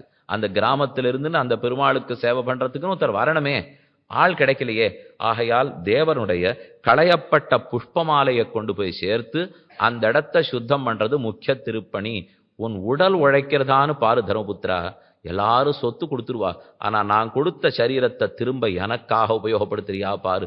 ஈஸ்வராய நிவேதித்தும் பூர்வமேவ கிருதா பிரம்மன் ஹஸ்தபாதாதி சயுதா. உனக்கு கைகால்களை கொடுத்ததே அது எனக்கு உழைக்கணுங்கிறதுக்காக, இல்லைன்னா அது ஆரோக்கியமாவே இருக்காது. பகவானுடைய திருப்பணிக்கு உபயோகப்படுத்தாமல் நமக்கே நம்ம இந்திரியங்களை உபயோகப்படுத்தினுட்டா ஆரோக்கிய கேடு வந்து போகும். அடுத்து திஜோச்சிஷ்டன், பக்தர்கள் திஜர்கள், அவர்கள் உண்ட மிச்சல உண்ணுவதே ஒரு கைங்கரியம்ங்கிறார். அடுத்தது மார்ஜனம். மார்ஜனம் திஜோச்சிஷ்டம் அபமார்ஜனம், விளக்குதல், விளக்குமாறு கொண்டு அழுக்கு போக பெருக்குதல். அது திருவனந்தபுரத்தில் ஒரு முக்கிய கைங்கரியம். அனந்தர பத்மநாப சுவாமி சயன திருக்கோலத்தில் எழுந்துள்ளிருக்காரே. கெடுமிடராயவெல்லாம் கேசவாயன்ன நாளும் கொடுவின செய்யும் கூற்றின் தமர்களும் குறுகையில்லார். 10ஆம் 10 2ஆம் திருவாய்மொழியில் அழகான பாசுரம். அங்க ஆழ்வார் சொல்றார், நடமினோ நமர்களுள்ளீர் நாம் உமக்கரிய சொன்னோம், கடுவினை சீக்கப் பெற்றால் களைத்தலை சீக்கப் பெற்றால் கடுவின களையலாமே. தொடப்பத்தை எடுத்த அனந்த பத்மநாப சுவாமி கோவில் முன்னாடி பெருக்குங்கோ. அப்படின்னா அங்க எப்ப குப்பையெல்லாம் ஓடி போடுமோ அதை போல உங்க பாபம் அத்தனை ஓடி போடும்னார். அதனால அந்த கோவில்ல பக்கத்திலேயே தொடப்பம் வச்சிருப்பா. நம்ம பிரார்த்திச்சோன்னா அதை கொடுப்பா. அங்கே ஏதோ பணம்ங்கிறதுக்காகவா, உண்மையா இருந்து நம்ம என்ன பண்ணிட போறோமா, பண்ண விட மாட்டான்னு வச்சுக்கோ. அங்க போயிருக்கிற சமயத்திலேயாவது ஒரு படம் எடுத்துக்கிறதுக்காகவாவது. ஏன்னா அப்பப்போ இந்த சின்ன பக்கம் குப்பத்து பக்கம்லாம் அரசியல்வாதிகள்லாம் போவா. போயிட்டு அவ 2 குழந்தைகளுக்கு எண்ணெய் தடவி விடுவா, 2 குழந்தைகளுக்கு குளிப்பாட்டி விடுவா. அப்படி பெருக்கிறாப்புல வெள்ளி தொடப்பத்தால பெருக்குவா. பெருக்கிட்டு அதுக்கு ஒரு படம் எடுத்த உடனே தொடப்பத்தை போட்டு வந்துடுவார். இதை போல வேணா நாமும் பண்ணிட்டு வரலாமே தவிர அதுக்குன்னு போய் இருந்து குனிஞ்சு இடுப்பு வளைஞ்சு ஒரு கைங்கரியம் பண்ணிட போறோமா? செய்யணும்னு சொல்லுகிறார் கண்ணன். ஸ்ராந்த சம்பாகனம் செய்வ ததா பாதாவசேவனம், வலித்து களைத்து போயிருக்கிற பக்தனுக்கு கால் வருடி விடுதல், இது முக்கிய கைங்கரியம். பிரதிஸ்ரய பிரதானஞ்ச ததா சய்யாசனஸ்ய, ஒருத்தருக்கு படுக்கிறதுக்கு படுக்க வாங்கி கொடுத்தல், குளிர்ல போத்திக்கிறதுக்கு வெறும் போர்வை வாங்கி கொடுத்தல், இது முதலானவையெல்லாம் கோப்பிரதானத்தை தவிர மிகச்சிறந்த கைங்கரியங்கள். எனக்கு பிடிச்சது காலத்தினால் செய்யப்பட்ட உதவி. பாதோதகம் பாதகிருதம் தீபமன்னம் பிரதிஸ்ரயம் சண்டாளோப்யதிதி. கண்ணன் தெரிவிக்கிறார், ஒருத்தர் நம்ம வீட்டுக்கு வந்திருக்கிறார், அந்த அதிதி ஏமாந்து போய் இங்க ஷோர் இல்லேன்னு திரும்பி போறாரோ இல்லையோ, போற சமயத்தில் ஆகாசத்தில் இருக்கிற பித்திருக்கள்லாம் அங்க பார்த்துப்பாளாம். எந்த வீட்டுக்கு அதிதிகள் போயிட்டு ஷோர் இல்லேன்னு ஏமாந்து திரும்பி போறாளோ, இந்த வீட்டுல பித்திருக்களுக்கு ஒண்ணுமே கிடைக்காதுன்னு 15 வருஷத்துக்கு அந்த வீட்டு பக்கமே வரமாட்டாளாம். ஜாகிரதையா இருந்துக்கோ தர்மபுத்திரா. பித்திருக்கள்லாம் வீட்டு வாசல பார்த்துட்டு இருப்பா. அதிதி வந்தவன் சோர்ந்த முகத்தோட வயத்துல பசியோட திரும்பி போனா நீ கொடுக்குற எதை வாங்கிக்கிறதுக்கும் பித்திருக்கள் உன் வீட்டு பக்கமே வர மாட்டார்கள். தப்பு பண்ணாதே, அவர்களுக்கு வேண்டிய உணவளிப்பாய். அதிதிர் யஸ்ய பக்னாஷா கிருஹாத் பிரதிநிவர்த்ததே பிதரஸ்தஸ்ய நாஷ்னந்தி தசவருஷாணி பஞ்சச்ச. இவன் பித்திருக்கள் 15 வருஷத்துக்கு இவன் சாத்தத்தை ஏத்துக்க மாட்டார்கள். அதிதி சத்காரத்தை விட்டுடாதே.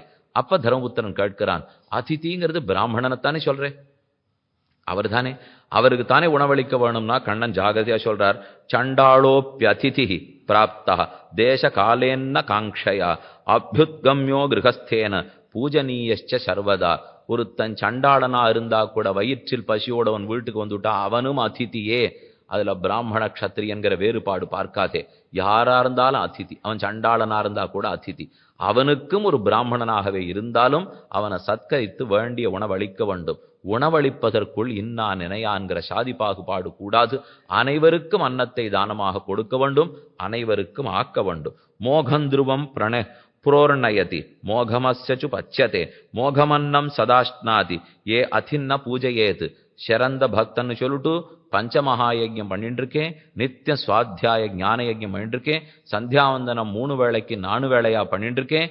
இத்தனை சொல்லிட்டு தாய் தகப்பனாரையும் அதிதி யாரொருத்தம் பூஜிக்காம விட்டுடுறானோ அவன் என் பக்தனே இல்லை. ஆனா சொல்லிட்டு இருப்பா, எல்லாம் என் பக்தன் விட்டு யஜ்யம் பண்ணேன், யாகம் பண்ணேன், எனக்கு இத்தனை பஞ்சாதி தெரியும், அத்தனை பிரச்சனை தெரியும், இத்தனை காயத்ரி ஜபம் பண்ணேன், எல்லாம் இருக்குன்னு தர்மபுத்திரா. ஆனா இது இத்தனையும் பண்ணிட்டு பெற்றோரை வைத்தவனுக்கு ரட்சிக்க தெரியல, அதிதிக்கு உணவளிக்க தெரியலன்னா அவன் என் பக்தன் அல்லன், நான் அவனை வைஷ்ணவன் ஏற்றுக்கொள்வதே அல்ல. அடிப்படையை விட்டுட்டு ஓஹோன்னு கட்டடம் கட்ட முடியுமா? ஆதாரம் ஒழுங்கா இருந்தா தான் 10 மாடி எழுப்புறதுக்கு முடியும். பெற்றோரையே பார்த்துக்கலாம், அதிதிக்கு அவன் பூஜையே பண்ணல, அதுக்கப்புறம் என் பக்தன்னு சொல்லிட்டு இவனுக்கு 4000 பாட்டு நன்னா தெரியும் அப்படிங்கிறதுல எந்த அர்த்தமும் அல்ல. அடிப்படையில் செய்ய வேண்டிய தர்மத்தை விட்டுடாதே. பாகயஜ்ஞ மகாயஜ்ஞை சோம சம்ஸ்தாபிரேவச்ச ஏ யஜந்தி ச அர்ச்சந்தி கிரகேஷு அதிதி மாகதம். ராத்திரியா இருந்தா கூட வீட்டுக்கு வந்த விருந்தாளிக்கு வயிறு காயாமல் உணவளித்தால் ராஜசூய யாகம் அஸ்வமேத யாகம் கூட அவன் பண்ண வேண்டிய தேவையில்லை. ஏன்னு தர்மபுத்திரன் கேட்கிறார். தர்மபுத்திரா, இந்த யாக யஜ்யங்கள்லாம் எதுக்காக நான் பண்ண சொல்லியிருக்கேன்? சாஸ்திரம் ஒன்ன பண்ண சொல்லும், சந்தியாவந்தனம் பண்ணுங்கோ, தர்ப்பணம் பண்ணுங்கோ, ஸ்ராத்தம் பண்ணுங்கோ, யாகம் பண்ணுங்கோ, இது பண்ணுங்கிற சொல்லியும். இப்ப இது பண்ணத்தினால் நமக்கு ஏதாவது மோட்சம் கிடைக்க போறதா? நான் ஒரு யாகம் பண்ணி அதுல இருக்கிற சாம்பல் 1/2 மணி நேரத்துக்குள்ள அப்படியே பட போறது. இது உக்காண்டு என்னை கொண்டு போய் ஒன்னும் சொர்க்கலோகத்தில் இருக்க போறதும் இல்லை, அதை என்னை கொண்டு போய் எந்த வருணலோகத்தில் வைக்க போறதும் இல்லை. அப்ப இந்த யாகம் எதுக்கு விதிக்கப்பட்டிருக்கு? இதால திருப்திப்பட்ட பகவான் எனக்கு பலத்தை கொடுக்கிறார். அவர் சொன்ன சொல்படி நடந்துட்டேன், அவர் வச்ச பரீட்சையில தேர்விட்டேன் அப்படிங்கிறதுனால அவர் உள்ளத்துல ஆனந்தம் ஏற்படுறது. அந்த ஆனந்தம் தான் என்ன பலத்தை கொடுக்கும். இப்ப பகவான் தெரிவிக்கிறார், அர்ஜுனா, நான் ஏன் ஆனந்தம் தான் பலத்தை கொடுக்க போறது இல்லையோ. இப்ப நான் மாத்தி சொல்றேன், ராஜசூய யாகம் பண்ணினா எனக்கு என்ன ஆனந்தம் வருமோ, அஸ்வமேத யாகத்தை நீ பண்ணினியானா எனக்கு என்ன யாகம் வருமோ, உன்னை என்னென்ன ஹோமங்களை பண்ணினியானா எனக்கு ஆனந்தம் வருமோ, அவை எத்தனையும் ஒரு அதிதியை நீ பூஜிச்சியானா நான் ஆனந்தப்பட்டு விடுறேன். ஆக மொத்தத்தில் அடிப்படை ஏன் ஆனந்தம் தானே தர்மபுத்திரா. அதை நீ ஹோமத்தை பண்ணி நான் ஆனந்தப்பட்டா என்ன, அதிதிக்கு உணவளித்து நான் ஆனந்தப்பட்டா என்ன, மொத்தத்தில் என் ஆனந்தம் பிரதானம். அது எனக்கு ஆனந்தம். அதிதிகள் என் பக்தர்கள், பக்தர்களுக்கு உணவளித்தாலோ தீர்த்ததானம் பண்ணினாலோ நேன் பேர் வகை கொள்கிறேன். அதப்பரம் பிரவக்ஷாமி பூமி தானம் அனுத்தமம். அதுக்கு மேலே 120 அடி நீளம் இருக்கக்கூடிய பூமியை ஒத்த தானமா கொடுத்தால் அது மிகச்சிறந்த தானம்ங்கிறார். அதோ கணக்கு சொல்லியிருக்கார், 120 அடி தெற்கு வடக்காக நீளமாக இருக்க வேண்டுமாம். அதுக்கு கோகர்ண பூமியின் அளவு, ஒரு பசுமாட்டின் காதளவு பூமின்னு சொல்லிட்டார் கண்ணன். தர்மபுத்திரன், பசுமாட்டின் காதளவு பூமியை கொடுத்தா யார் வாழறது என்ன அவர் கேட்டார். கண்ணன் அதுக்கு பசுமாட்டின் காதளவுங்கிறதுக்கு கணக்கு வேற தர்மபுத்திரா, அது 120 அடி. அவர் கணக்கு சொல்லும்போது 120 சொல்லாவிட்டாலும் சொல்ற ஏக புருஷ அர்த்தாத்து 4 ஹாத்துக்கே நாப்கோ தண்டு. தண்டுன்னா 30 தண்டத்தை கொடுக்க வேண்டும். ஒரு தண்டம்ங்கிறது 4 அடி, 30 தண்டம்னா 120 அடி. 120 அடி இருக்கக்கூடிய நிலத்தை யாருக்கான தானம் கொடுத்தா அது அனைத்து தானங்களுக்கும் சமம். பூமி தானம் செய்வாய். பகவானே பூமி தானம் வாமனாவதாரம் பண்ணிருக்கிறச்சே மகாபலி சக்கரவர்த்தி இடத்துல போய் வாங்கினாரோ இல்லையோ. அடுத்து வேறு சில தானங்களை வாசுதேவேன தானேஷு கதிதேஷு யதாக்கிரமம் அவிதிருப்தச்ச தர்மேஷு கேசவம் புனர் அப்ரவீத். மறுபடியும் சில தானங்களை பத்தி கேசவன் தர்மாத்மாவுக்கு சொல்றார். ஷையாம் பிரஸ்தரணோபேதாம், படுக்கை விரிப்போடு கூடிய படுக்கை. ஒருத்தருக்கு ஆபத்தில் இருக்கார், தேவையில் இருக்கார்னு சொன்னா படுக்கையும் விருப்பையும் சேர்த்து கொடு. பிரயச்சதி பாண்டவ அர்ச்சயித்வா திஜம் பக்தியா வஸ்திர மால்ய அனுலேபனைகி. கொடுக்க வேண்டிய காலத்தில் மாலை, வஸ்திரம், சந்தனம் ஆகியவற்றையும் கொடுப்பாய். அன்னதானம் சொன்னார், தீர்த்ததானம் சொன்னார், பூமி தானம் சொன்னார், படுக்க சொன்னார், விருப்பு சொன்னார், கொடை சொன்னார், செருப்பு சொன்னார். இது முதலான கைங்கரியங்களை அவசியம் நாம செய்யணும். இதிலே பசுமாடுகளுக்கு துவாதசியானா அகத்திக்கீரை கட்டு கொடுக்க வேண்டியது ரொம்ப முக்கியம். இப்போ இதெல்லாம் நான் சொல்லிட்டு இருக்கிறச்சே உங்களுக்கு சந்தேகம் வரும், நாங்கள் அதித்தியை தேடின்னு இந்த ஊரில் எங்கே போகிறது? யார் இப்போ ஒன்று திருவல்லிக்கேணி ஸ்ரீரங்கத்திலேயே அதித்திக்கெல்லாம் பூஜை பண்ணிட்டு இருக்கிறதா தெரியல. அப்படி இருக்கிறச்சே இந்த ஊரில் வந்துவிட்டு அதித்திக்கு எங்கே தேடிட்டு போகிறதுன்னா எங்கேயாவது நம்ம ஏற்பாடு பண்ணணும். எங்கேயோ தரித்திரர்கள் கையில் காசு அற்றவர்கள் இருப்பாளோ இல்லையோ, அந்த இடத்துல ஒரு சோறு ஏற்படுத்தி நித்தியப்படி வரிசையாக கொடுக்கறதா நம்ம ஏற்படுத்தி வைக்கணும். நமக்கு தெரிஞ்சவர்கள்ட்ட சொல்லியாவது ஒரு பசுமாட்டை பிடித்து துவாதசி தோறும் அதுக்கு அகத்திக்கிற கட்டு கொடுக்கறதா ஏற்படுத்தி வைக்கணும். இதெல்லாம் நம்மளால முடியும், நினைச்சோம்னா முடியும். இப்போ நம்ம மாதா பிதாக்களுக்கு சாத்தம் வருதா, அதுக்கு மறுநாள் ததியாராதனம் பண்ணணும். நம்ம கூப்பிட்டு ததியாராதனம் பண்ண முடியலையா, எங்க பாடசாலை நடந்துட்டு இருக்கோ அல்லது எந்த இடத்துல ஆசிரமம் இருக்கோ அங்க போய் அன்னைக்கு ததியாராதனை இந்த பேர்ல பண்ணு அப்படிங்கிறது ஏற்பாடு பண்ணணும். இதெல்லாம் பண்ணதுனால என்ன சுவாமி, என்ன சுவாமின்னா தர்மசாஸ்திரமே பகவானுடைய ஆனந்தத்துக்கு தான். அவர் ஆனந்தப்பட்டாத்தான் எனக்கு தர்மம், அப்பதான் எனக்கு புண்ணியமே தவிர. அதனால இந்த தானங்கள்லாம் அவசியம் செய்ய வேணுங்கிறதுக்காகத்தான் இத்தனை தூரம் கண்ணன் எடுத்துரைக்கிறார். படுக்கை விரிப்பை கொடு, வஸ்திரம், மாலை, சந்தனம் ஆகியவற்றை கொடு. தேனுதானஸ்ய யத் புண்ணியம் விதிதத்தஸ்ய பாண்டவ தத் புண்ணியம் சமனுப்பிராப்பிய பித்ருலோகே மகீயத்தே. இந்த சின்ன சின்ன தானங்களை பண்ணா கூட பசுதானம் பண்ணினா எப்படி பித்ருலோகத்தை அடைவர்களோ அந்த ஆனந்தத்தை எனக்கும் கொடுத்து அவர்களும் அடைகிறார்கள். மேலும் சொல்லுகிறார், பஞ்சமகா யஜ்ஞத்தை விடாம செய்யணும்.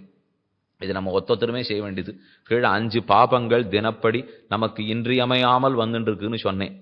ஜலபாத்திரம் வச்சிருக்கிற இடத்திலே, விளக்குமாறு இருக்கிற இடத்திலே, அடுப்பு மூட்டுற இடத்திலே, அம்மி இருக்கிற இடத்திலே, உரல் உலக்க இருக்கிற இடத்திலே, இந்த 5 இடம். உரல் உலக்கே அம்மி இல்லை இன்னைக்கு கிடையவே கிடையாதே, நீ ஏதோ வேற காலத்திலேருந்து உபன்யாசம் பண்றீன்னு நினைக்கிறேன்.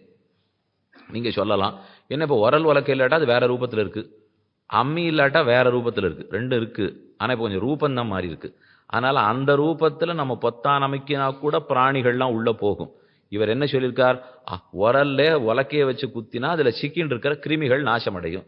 அதே உரலும் அதே குழவியும் இருக்கத்தான் இருக்கு. இப்போ நான் சுத்தலை யந்திரம் சுத்துறது, அவ்வளவுதான் வித்தியாசமே தவிர உரலும் இருக்கு குழவியும் இருக்கத்தான் இருக்கு. அதுக்குள்ள சில கிருமிகள்லாம் நாசம் அடையத்தான் போறது. அதனால பஞ்சசூனைகள்ல இருந்து நம்ம தப்பிச்சுட முடியாது. அதுக்கு பஞ்சமகா யஜ்யங்களை செய்ய வேண்டும். 5 யஜ்யங்களின் பேர் கேட்டுக்கொள். தர்ப்பணம் ரிபு யஜ்ஞா ஸ்யாத், ஸ்வாத்தியாயோ பிரம்ம யஜ்ஞகா, பூதயஜ்ஞோ பலிர்யஜ்ஞா, நிருயஜ்ஞோ அதிதி பூஜனம், பித்ருனுத்திஷ்ய யத்கர்ம பித்ருயஜ்ஞா பிரகீர்த்திதா. முதல்ல ரிபு யஜ்ஞம். ரிபு யஜ்ஞம் தான் தர்ப்பணம் செய்ய வேண்டிய காலத்தில் தர்ப்பணம் செய்வது. அதை விட்டுடவே கூடாது. அமாவாசை, மாசப்பிரவேசம், கிரகண புண்ணிய கால தர்ப்பணம், இதெல்லாம் பித்திருக்களை குறித்து செய்ய வேண்டிய தர்ப்பணம் அவசிய கர்த்தவியம். ரிபு யஜ்ஞம்னு அதற்கு பேர். சுவாத்தியாயோ பிரம்ம யஜ்ஞகா, 2வது பிரம்ம யஜ்ஞம். வேதத்தை கற்க வேண்டியவர்கள் அதை கற்று ஒரு பிரஷ்னமான தினப்படி சொல்லுதல், இது பிரம்ம யஜ்ஞம். 3 பூத யஜ்ஞம். பூத யஜ்ஞம்னா ஜீவராசிகளுக்கு உணவளித்தல். வாசல்ல போற ஜந்துக்களுக்கு கொண்டு போய் உணவு போடலாம். எங்கேயானு கோசாலை இருக்கா அந்த இடத்துக்காக நம்ம எழுதி வச்சு கோசாலைகளுக்கு பராமரிப்புக்காக தயார்படுத்தி வைக்கலாம். இதெல்லாம் பூத யஜ்ஞம். 3வது நிருயஜ்ஞோ அதிதி பூஜனம், மனுஷ யஜ்ஞம். மனுஷ யஜ்ஞம்ங்கிறது அதிதிகளுக்கு உணவளித்தல்.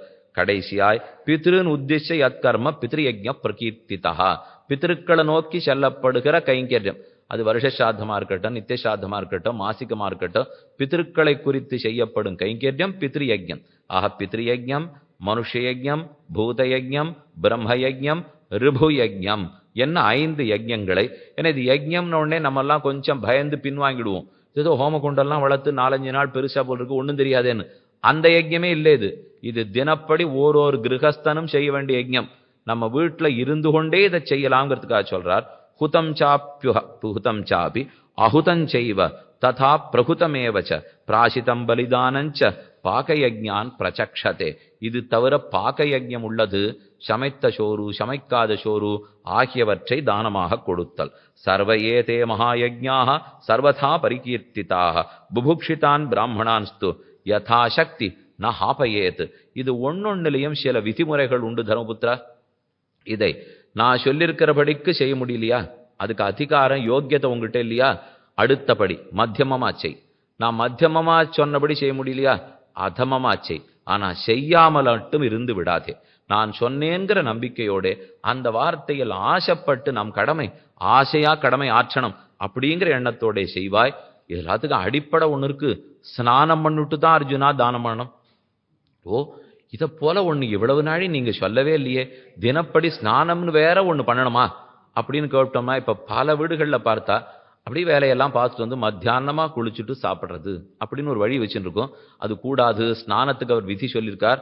நான் மொத்தம் இருக்கிற 12 ஸ்லோகத்தையும் படிக்க போறது இல்லை. ஏன்னா அதன்படி ஸ்நானம் பண்ணோம்னா நம்ம பண்ணாமல் இருக்கிறது மேல்னு தோணிப்படும். அவ்வளவு விஷயத்தை அவர் சொல்லியிருக்கார்.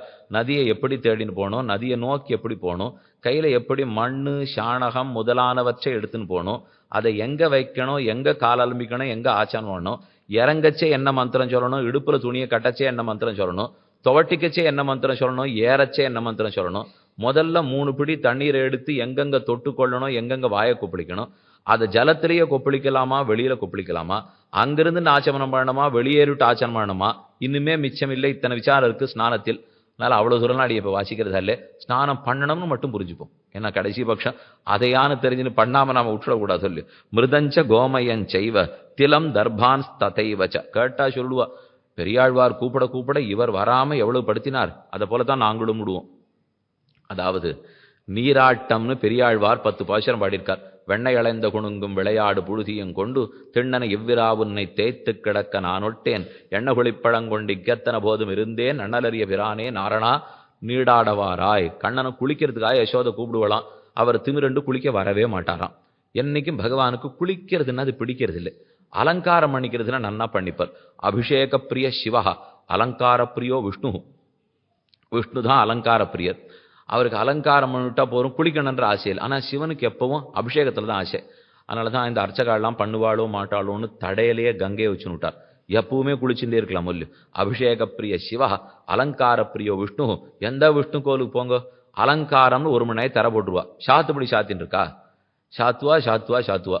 அதுக்கப்புறம் அலங்காரம். இதான் திருமஞ்சனம் நடந்ததா சுவாமி? அபிஷேகம்னா அதெல்லாம் இல்லை. வருஷத்துக்கு ஒரு தரம் பண்ணிப்போம். அது எப்போவான வாரத்துக்கு ஒரு தரம். இந்த திருவேங்கடமுடையான் தினப்படி அலங்காரத்தை மாத்திக்கிறார் இல்லையோ. தினப்படினா கார்த்தால ஒரு தரம் சாயங்காலம் ஒரு தரம் புஷ்ப மாலை எல்லாம் மாற்றிடுவார். வஸ்திரத்தை மாத்திக்கவே மாட்டார், குளிக்கவே மாட்டார். வெள்ளிக்கிழமை ஒரு நாள் தான் ஸ்ரீனிவாச பெருமாளுக்கு திருமஞ்சனமே. நீங்க திருமலையில் இன்னைக்கு சேவிப்போங்க. வியாழக்கிழமை மத்தியானம் எல்லா ஆபரணங்களையும் களைஞ்சுட்டு வஸ்திரத்தை மாத்தி ஒரு வருணத்துல வஸ்திரம் சாத்திண்டு திருக்கண்ணில் இருக்கிற நெற்றி அதாவது சாத்தின்னு இருக்கிற நாமத்தை மாத்தி நேத்திர சேவையோட கூட வியாழக்கிழமை மத்தியானத்திலேருந்து வெள்ளிக்கிழமை கார்த்தால வரைக்கும் இருப்பார்.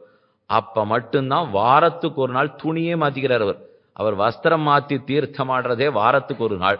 அப்போ விஷ்ணுவே அப்படின்னா வைஷ்ணவர்கள் எப்படி இருப்பா சொல்லும்? அவர் அப்படி இருந்தா தலைவன் எவ்வழி தொண்டன் அவ்வழி. தலைவன் போற வழி தானே தொண்டர்களும் போவா. அதனால அலங்காரத்துல பகவானுக்கு பிரீத்தி. அவர் அப்படி இருக்கலாம். ஏன்னா அவரை கர்மங்கள் தீண்ட போவதில்லை, நாம கர்மங்கள் தீண்டும். அதனால நாம செல்ல பிள்ளையா இருந்துள்ளாமா, அவர் செல்ல பிள்ளையாச்சே. அதனாலதான் யசோதை கூப்பிட கூப்பிட ஓடி வராமல் அவர் கிட்டக்க வந்து காமிச்சாராம். நான் குளிக்காம புழுதி அடைந்த பொன்மேனி எப்படி இருப்பார், கருப்பு திருமேனி. அதில் ஊர் முழுக்க அலைஞ்சிட்டு வந்ததுனால ஊரில் இருக்கிற அழுக்கெல்லாம் இவர் மேலே தான் ஒட்டின்னு இருக்கு. அது மண்ணெல்லாம் பொன்மயமான மண்ணாக இருக்குது. அந்த மண்ணு கருப்பு உடம்புல இருந்தால் குளிக்காத இருக்கிற என் உடம்பு இன்னும் அழகாக இருக்கும் இல்லையோ? யசோதை நீ பார்த்து சொல்லு, நான் குளிச்சா நன்னா இருக்கா, குளிக்காட்டா நன்னா இருக்கான்னா? காண பெரிது முகப்பன் புழுதி அலைந்த பொன்மேனி காண பெரிது முகப்பன். நீ புழுதி அலைஞ்சிட்டு வந்திருக்கா, அது நன்னாத்தான் இருக்கு. ஆனால் எனக்கு என்ன ஒரே வருத்தம்னா நப்பின்னை காணில் சிரிக்கும். நாளைக்கு உன்னை கல்யாணம் பண்ணி வச்சுட்டு நப்பின்ன வந்து என்ன குற்றம் சொல்லுவோ, குளிக்க தெரியாத ஒரு பிள்ளைய வளர்த்துருக்கா பார் அப்படின்னா அந்த வந்திருக்கிற நாட்டு பெண்ணுக்கு நான் என்ன பதில் சொல்லுவேன்? அதுக்காகவாவனு நான் எத்தலையும் இல்லாதாய் நப்பின்ன காணில் சிரிக்கும் மாணிக்கமே என் மணியே மஞ்சனமாட நீ வாராய், நீ தீர்த்தமாடுறதுக்காக வரணும் என்று கூப்பிட்டார். நிக்க அலங்காரம் பண்றோம் அலங்காரம் பண்றோம்னு சொல்றமே. எதிராஜ சம்பத்குமாரன்னுட்டு திருநாராயணபுரத்துல பெருமாள் எழுந்துள்ளி இருக்கார். அந்த பெருமாளுக்கு எல்லா அலங்காரமும் பண்ணுவா. பண்ணிவிட்டு பின்பக்கம் பிருஷ்டபாகத்தில் இருக்கிற வேஷ்டியை கழட்டி விட்டுடுவா. அப்படி நீங்க எங்கேயும் சேவிச்சிருக்க முடியாது. பின்பக்கத்துல பெருமாளுக்கு திண்டு வச்சு மறைச்சிருவா. நன்னா வேஷ்டி பின்னாடி இழுத்து கட்டிட்டு தான் இருப்பார். ஆனா அந்த திவ்யதேசத்துல மட்டும் திண்டை விலைக்கு விட்டு வேஷ்டியை கழட்டி விட்டுட்டு அவருடைய பின்புறத்தை நன்னா சேவிக்கலாம். என்ன சுவாமி இந்த மாதிரி சேவையாருதேன்னு கேட்டா அதுக்குன்னு சில நாட்கள் உண்டு. அன்னைக்கு சேவிக்கிறப்ப அந்த ஊர் கேட்டா சொல்லுவா, மற்ற எல்லா திவ்யதேசத்தம் பெருமானுடைய முன்னழகும் ஒரு தட்டு, எங்க பெருமானுடைய பின்னழகு ஒரு தட்டுன்னுடுவா. முன்னிலும் பின்னழகிய பெருமாளா, முன்னழக காட்டிலும் பின்னாடி அத்தனை அழகுன்னா அலங்காரத்துக்குன்னு தான் விஷ்ணுவுக்கு ஏற்றம், அபிஷேகத்துக்கு சிவனுக்கு ஏற்றம். அலங்காரத்தில் அவர் ஏற்றங்கிறதுக்காக குளிக்க வர மாட்டார்னா நாமும் குளிக்காம இருக்கக்கூடாது. அடிப்படை ஆச்சாரம்ங்கிறது அவசியம் தீர்த்தமாட வேணும். நத்யாம் ஸ்நாத்வா நச்ச ஸ்நாயாத் அந்நத்திர த்விஜசத்தமஹ சதி பிரபூதே பயசி நால்பே ஸ்நாயாத் கதாச்சன. இதெல்லாம் நம்ம கண்டிப்பா பின்பற்றணும். ஒண்ணு நத்யாம் ஸ்நாத்யா, நதியில தீர்த்தமாடிட்டு வீட்டுல வந்து குளிக்க கூடாது. நதியில குளிச்சுட்டா அத்தோட நிறுத்திடணும். இப்ப ரெண்டு நீர்நிலை, ஒரு குளம் இருக்கு, நதி இருக்கு. எது அதிகமான தீர்த்தம் இருக்கிறதோ அங்கதான் தீர்த்தம் ஆடணும். குறைச்சலா தீர்த்தம் இருக்கிற இடத்துல தீர்த்தம் ஆடக்கூடாது. நாம எப்ப நதியிலே தீர்த்தத்துல நின்று ஆச்சமனம் பண்றோம், சந்தியாதனம் பண்றோம்னா இடது கையால அந்த நதி தீர்த்தத்தை தொட்டுண்டு தான் ஆச்சமனம் பண்ணணுமோ தீர்த்தம் ஆடுறதோ ஏதோ பண்ணணும். எப்ப தீர்த்தம் ஆட செய்வோம், நதி நம்ம நோக்கி வரும்படி தான் தீர்த்தம் ஆடணும். நதி இப்போ சாதாரணமா நதிகள்லாம் மேற்கேந்து கிழக்க ஓடுமோ இல்லையோ, அப்ப நாம கிழக்கேந்து மேற்க பார்த்துன்னு குளிக்கணும். நதி கிழக்க ஓடுறதுன்னா நாம மேற்கு பார்த்து தான் குளிக்க வேண்டும். தம்பதிகளாக இருக்கும்போது இருவரும் சேர்ந்து நீராடுதல் நலம். இதெல்லாம் நதி ஸ்நானத்துக்கு போறச்சே, நதி ஸ்நானத்துக்கு இது சாமானிய ஸ்நானத்தை முதல்ல பார்த்துப்போம், அப்புறம் நதி ஸ்நானத்துக்கு போய் பண்றோமா இல்லையாங்கிற கேள்விக்கு வருவோம். முதல்ல தினப்படி வீட்டுல தீர்த்தமாடணும். தீர்த்தமாடணும்னா நேர குளிச்சிடக்கூடாது, தலையில ஜலம் பட்டுவிடக்கூடாது. தீர்த்தத்தை எடுத்து காது, மூக்கு, கண்ணு, வாயி, முழந்தாள், கால் இது முதலான இடங்கள்ல தீர்த்தத்தை தொட்டுனுட்டு 3 முறை வாய் கொப்பளித்து விட்டுத்தான் தீர்த்தமாடுறதுக்கு போகணும்.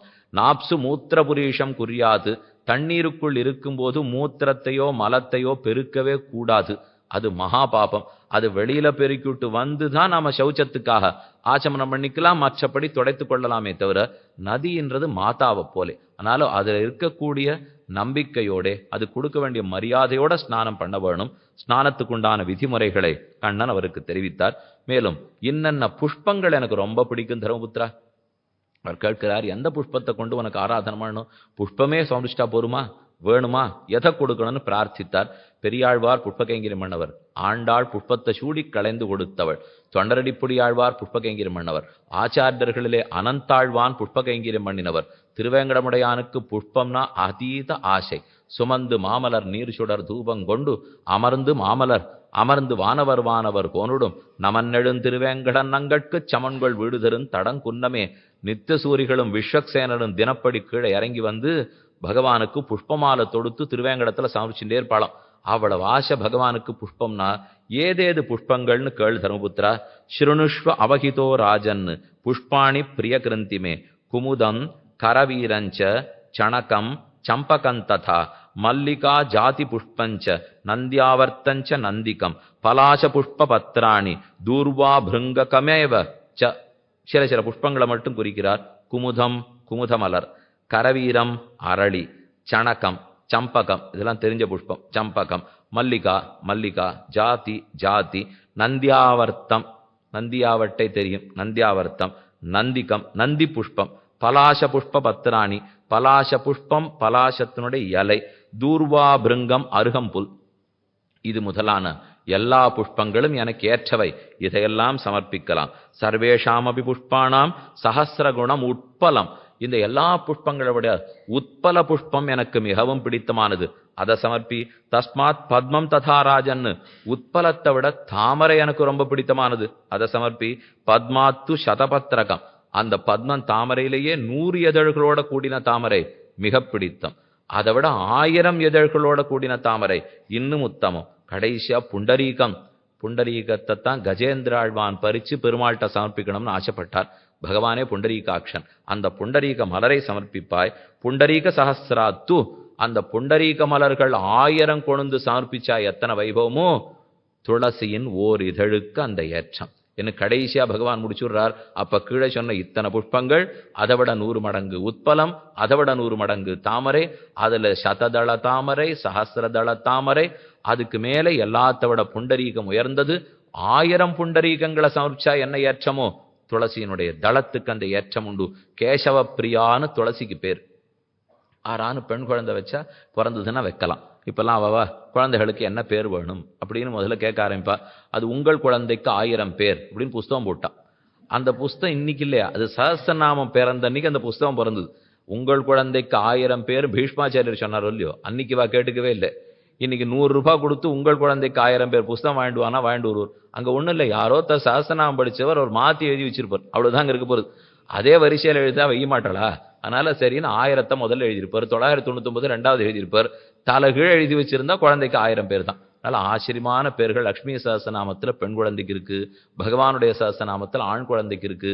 பேரை வச்சுட்டா சுருக்கி அழைக்கக்கூடாது, முழு பேரைத்தான் கூப்பிடணும். அர்த்தமில்லாத பேரை வைக்கவே கூடாது. பகவான், பிராட்டி, ஆழ்வார், ஆச்சாரியர்கள், பக்தர்கள் இவர்களுடைய பேரைத்தான் வைக்கணும். நாராயணன்னு பேரை வச்சுட்டு நாணி அப்படின்னு கூப்பிடக்கூடாது. நரசிம்மன்னு பேர் வச்சுட்டு நரசிம்மன்னு பேர் வச்சுட்டு நச்சுன்னு கண்டிப்பா கூப்பிடவே கூடாது. எல்லாம் ரொம்ப தவறான பழக்க வழக்கங்கள், அதை தவிர்க்க வேண்டும். எத்தனை தூரம் சாஸ்திரத்திலேருந்து நம்ம விலகிண்டே போட்டோம் பாருங்க. ஏன்னா அது சொன்னதெல்லாம் தெரிஞ்சுக்கிறதுக்கே வாய்ப்பு இல்லாத படுத்தொல்லையோ. ஆக இந்த புஷ்பங்களை கொண்டு அர்ச்சனை எங்க விட்டேன்? கேசவப்பிரியா, துளசிங்கிறதுக்கு கேசவப்பிரியா, லுனாமித்வாம் கேசவப்பிரியே. பகவத் ஆராதனார்த்தமாக 4 இதழ்களோட சதுர்தளமான துளசி இதோ பறிக்கிறேனே நினைச்சுக்காதே.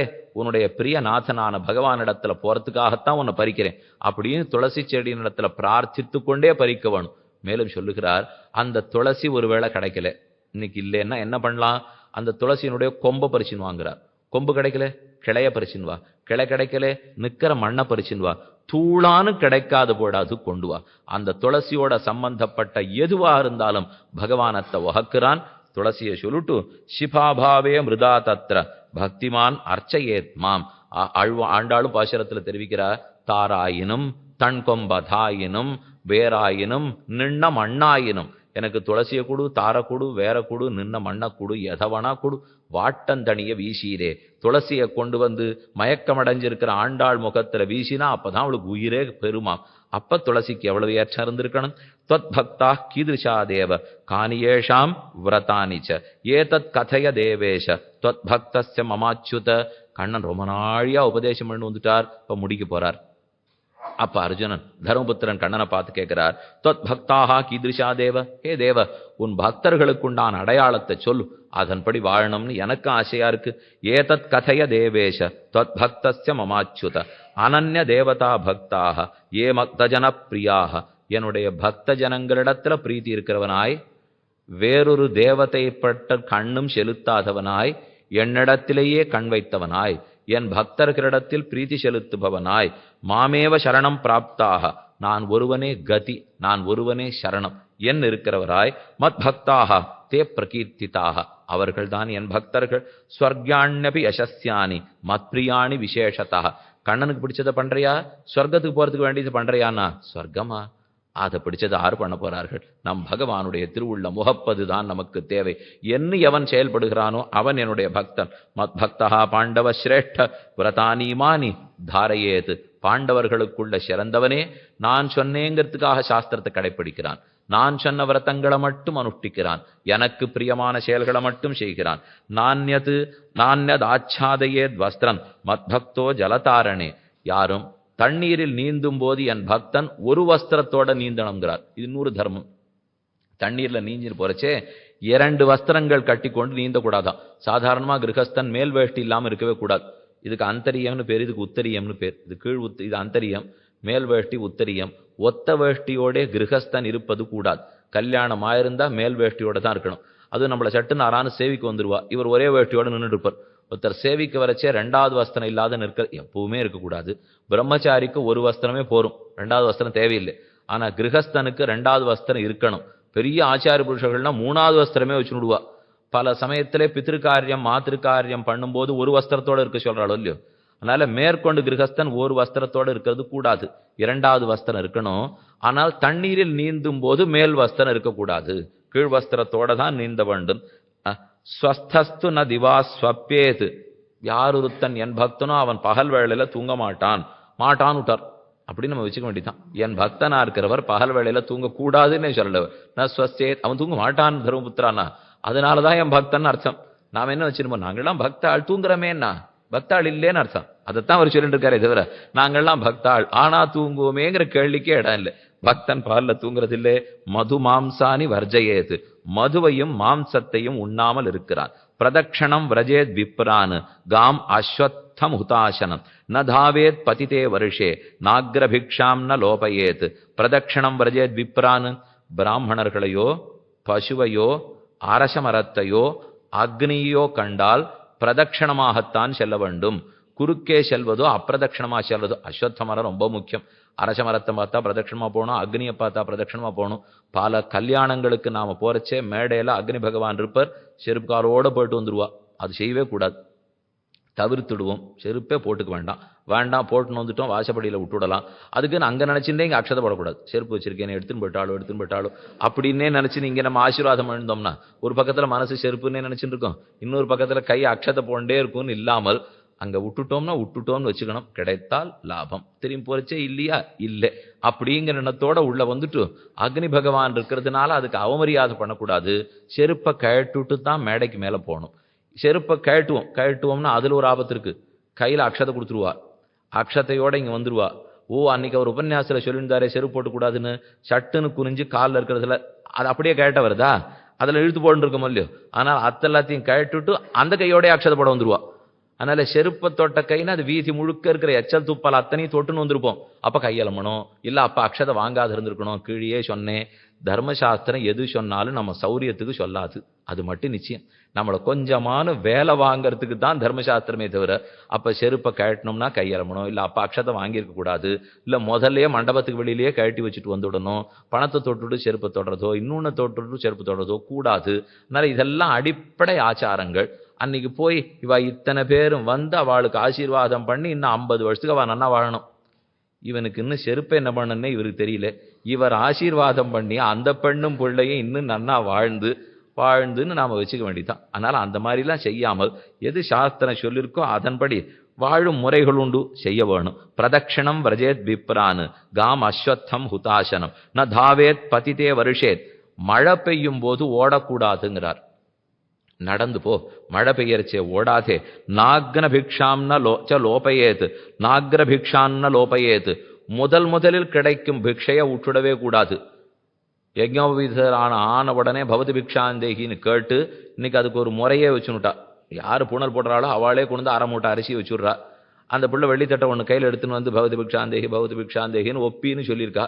அதனால் வரிசை அந்த பிள்ளை ஒப்பிச்சுட்டே இருக்க போகிறார். எடுத்து போட்டதையே திரும்பி வந்து அதிலேயே கூட்டிடுவா எல்லாரும். அந்த பிள்ளைக்கு அது போகாது. இந்த மூட்டையிலேருந்து எடுத்து தட்டில் போட்டால் தட்டிலேருந்து பிள்ளை மூட்டையில் கொட்டுவிட்டா அடுத்து வர்றவா அதையே எடுத்து போடுறாளோ இல்லையோ. இது தேவலைய சாமி சுற்றி வந்து இதே 1/2 மூட்டை அரிசிக்குள்ளேன்னா இந்த ஊரில் பார்த்தேன், ஒரு இடத்துலையும் தெருக்கோடியில் நீர் ஊற்று வச்சிருக்கான். அந்த நீர் ஊற்று ஜலம் போய் அதிலே கீழ்வருது, அதிலே கீழ்வருது. பார்க்கச்சே பவதி பிக்ஷாந்தேகி தான் ஞாபகம் வந்து. இப்படித்தான் இந்த பிச்சரிசி போட்டு இருக்கா போல் இருக்கு எல்லா இடத்துல. இந்த ஜலத்தையே மேலே போகிறது, அந்த ஜலத்தையே கீழே வந்து விடுறது. அந்த பிடி அரிசியே எடுத்து தட்டில் போடுறா, அந்த தட்டிலேருந்து பிள்ளை மறுபடியும் அரிசிக்குள்ளே போட்டுடுறான். இப்படி செய்யாமல் தனித்து முதல் பிக்ஷை எடுத்ததை விட்டே விடக்கூடாது. பிரத்யக்ஷ லவணம் நாத்யாத் சௌபாஞ்சன கரஞ்சனோ கிராசமுஷ்டிம் கவேதத்யாத் தானியாம்லம் செய்வ வர்ஜயேத்.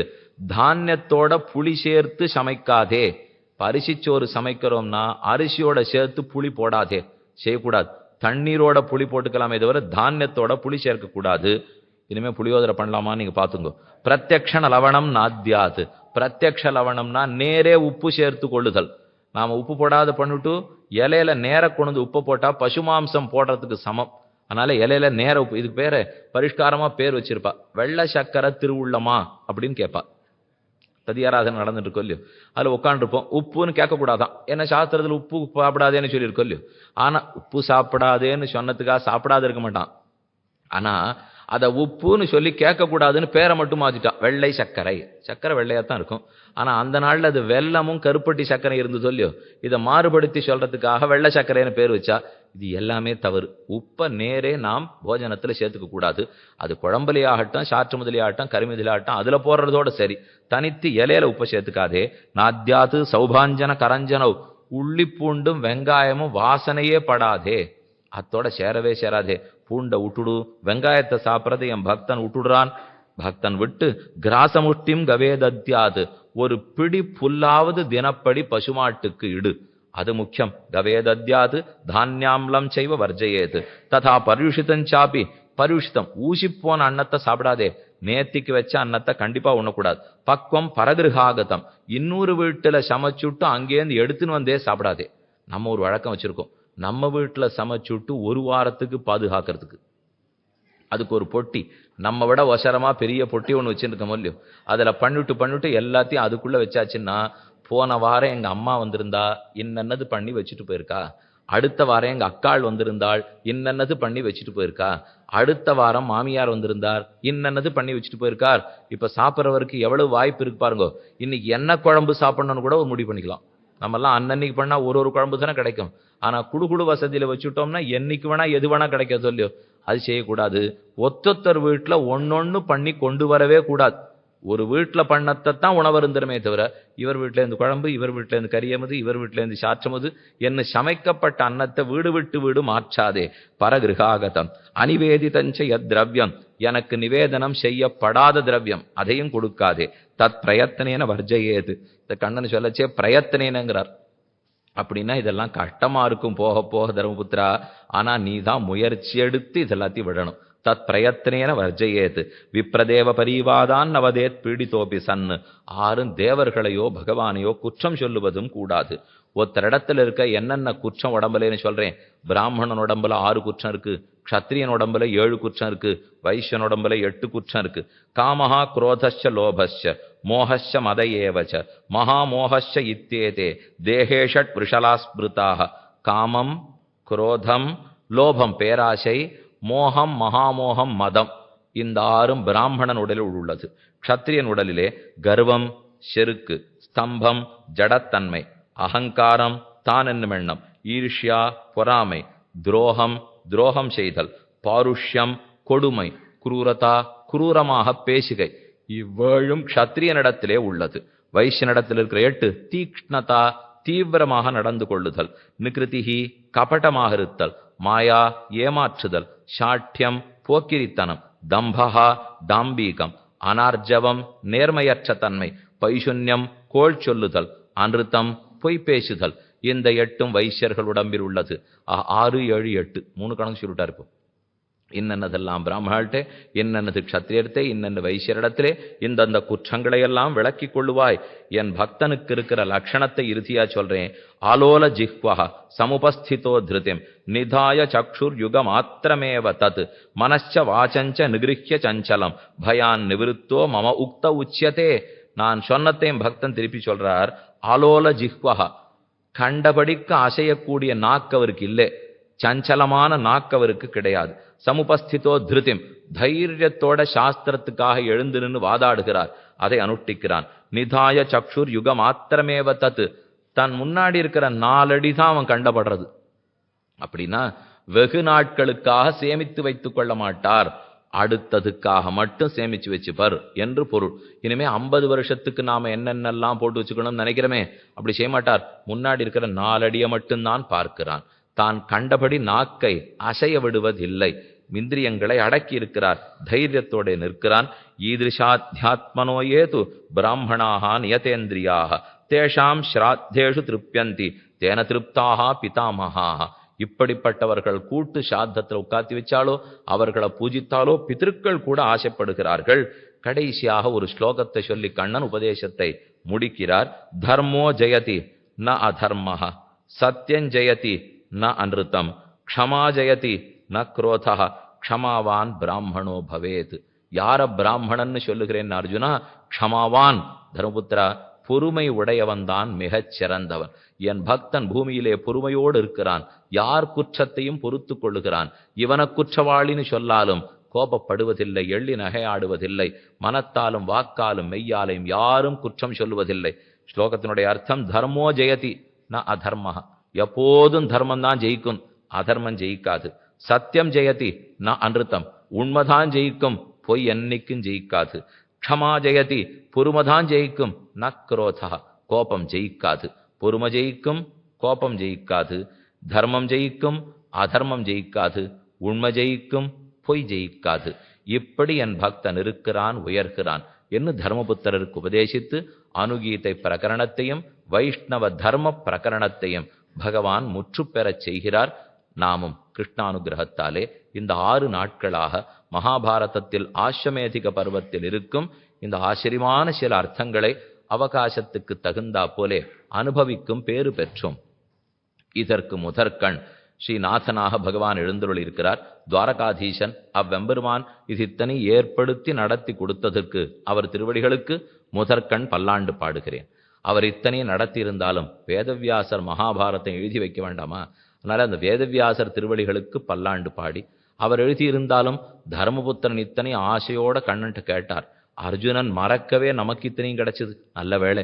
அதனால அர்ஜுனனுக்கும் தர்மபுத்திரனுக்கும் பல்லாண்டு பாடி, நம் பூர்வாச்சாரியர்கள் எல்லாம் எத்தனையோ துரூகமான அர்த்தங்களை சாதித்துள்ளார்கள், அவர்கள் திருவடிகளுக்கும் பல்லாண்டு பாடி, ஆழ்வார் ஆச்சாரியர்கள் எம்பெருமானார் சுவாமி ராமானுஜர் இவர்கள் எல்லாரும் நன்கு நன்கு வாழி வாழி பல்லாண்டிருந்து இப்படியே அடியார்களை அனுகிரகித்துக் கொண்டிருக்க வேணும் என்று பிரார்த்தித்துக் கொள்கிறேன்.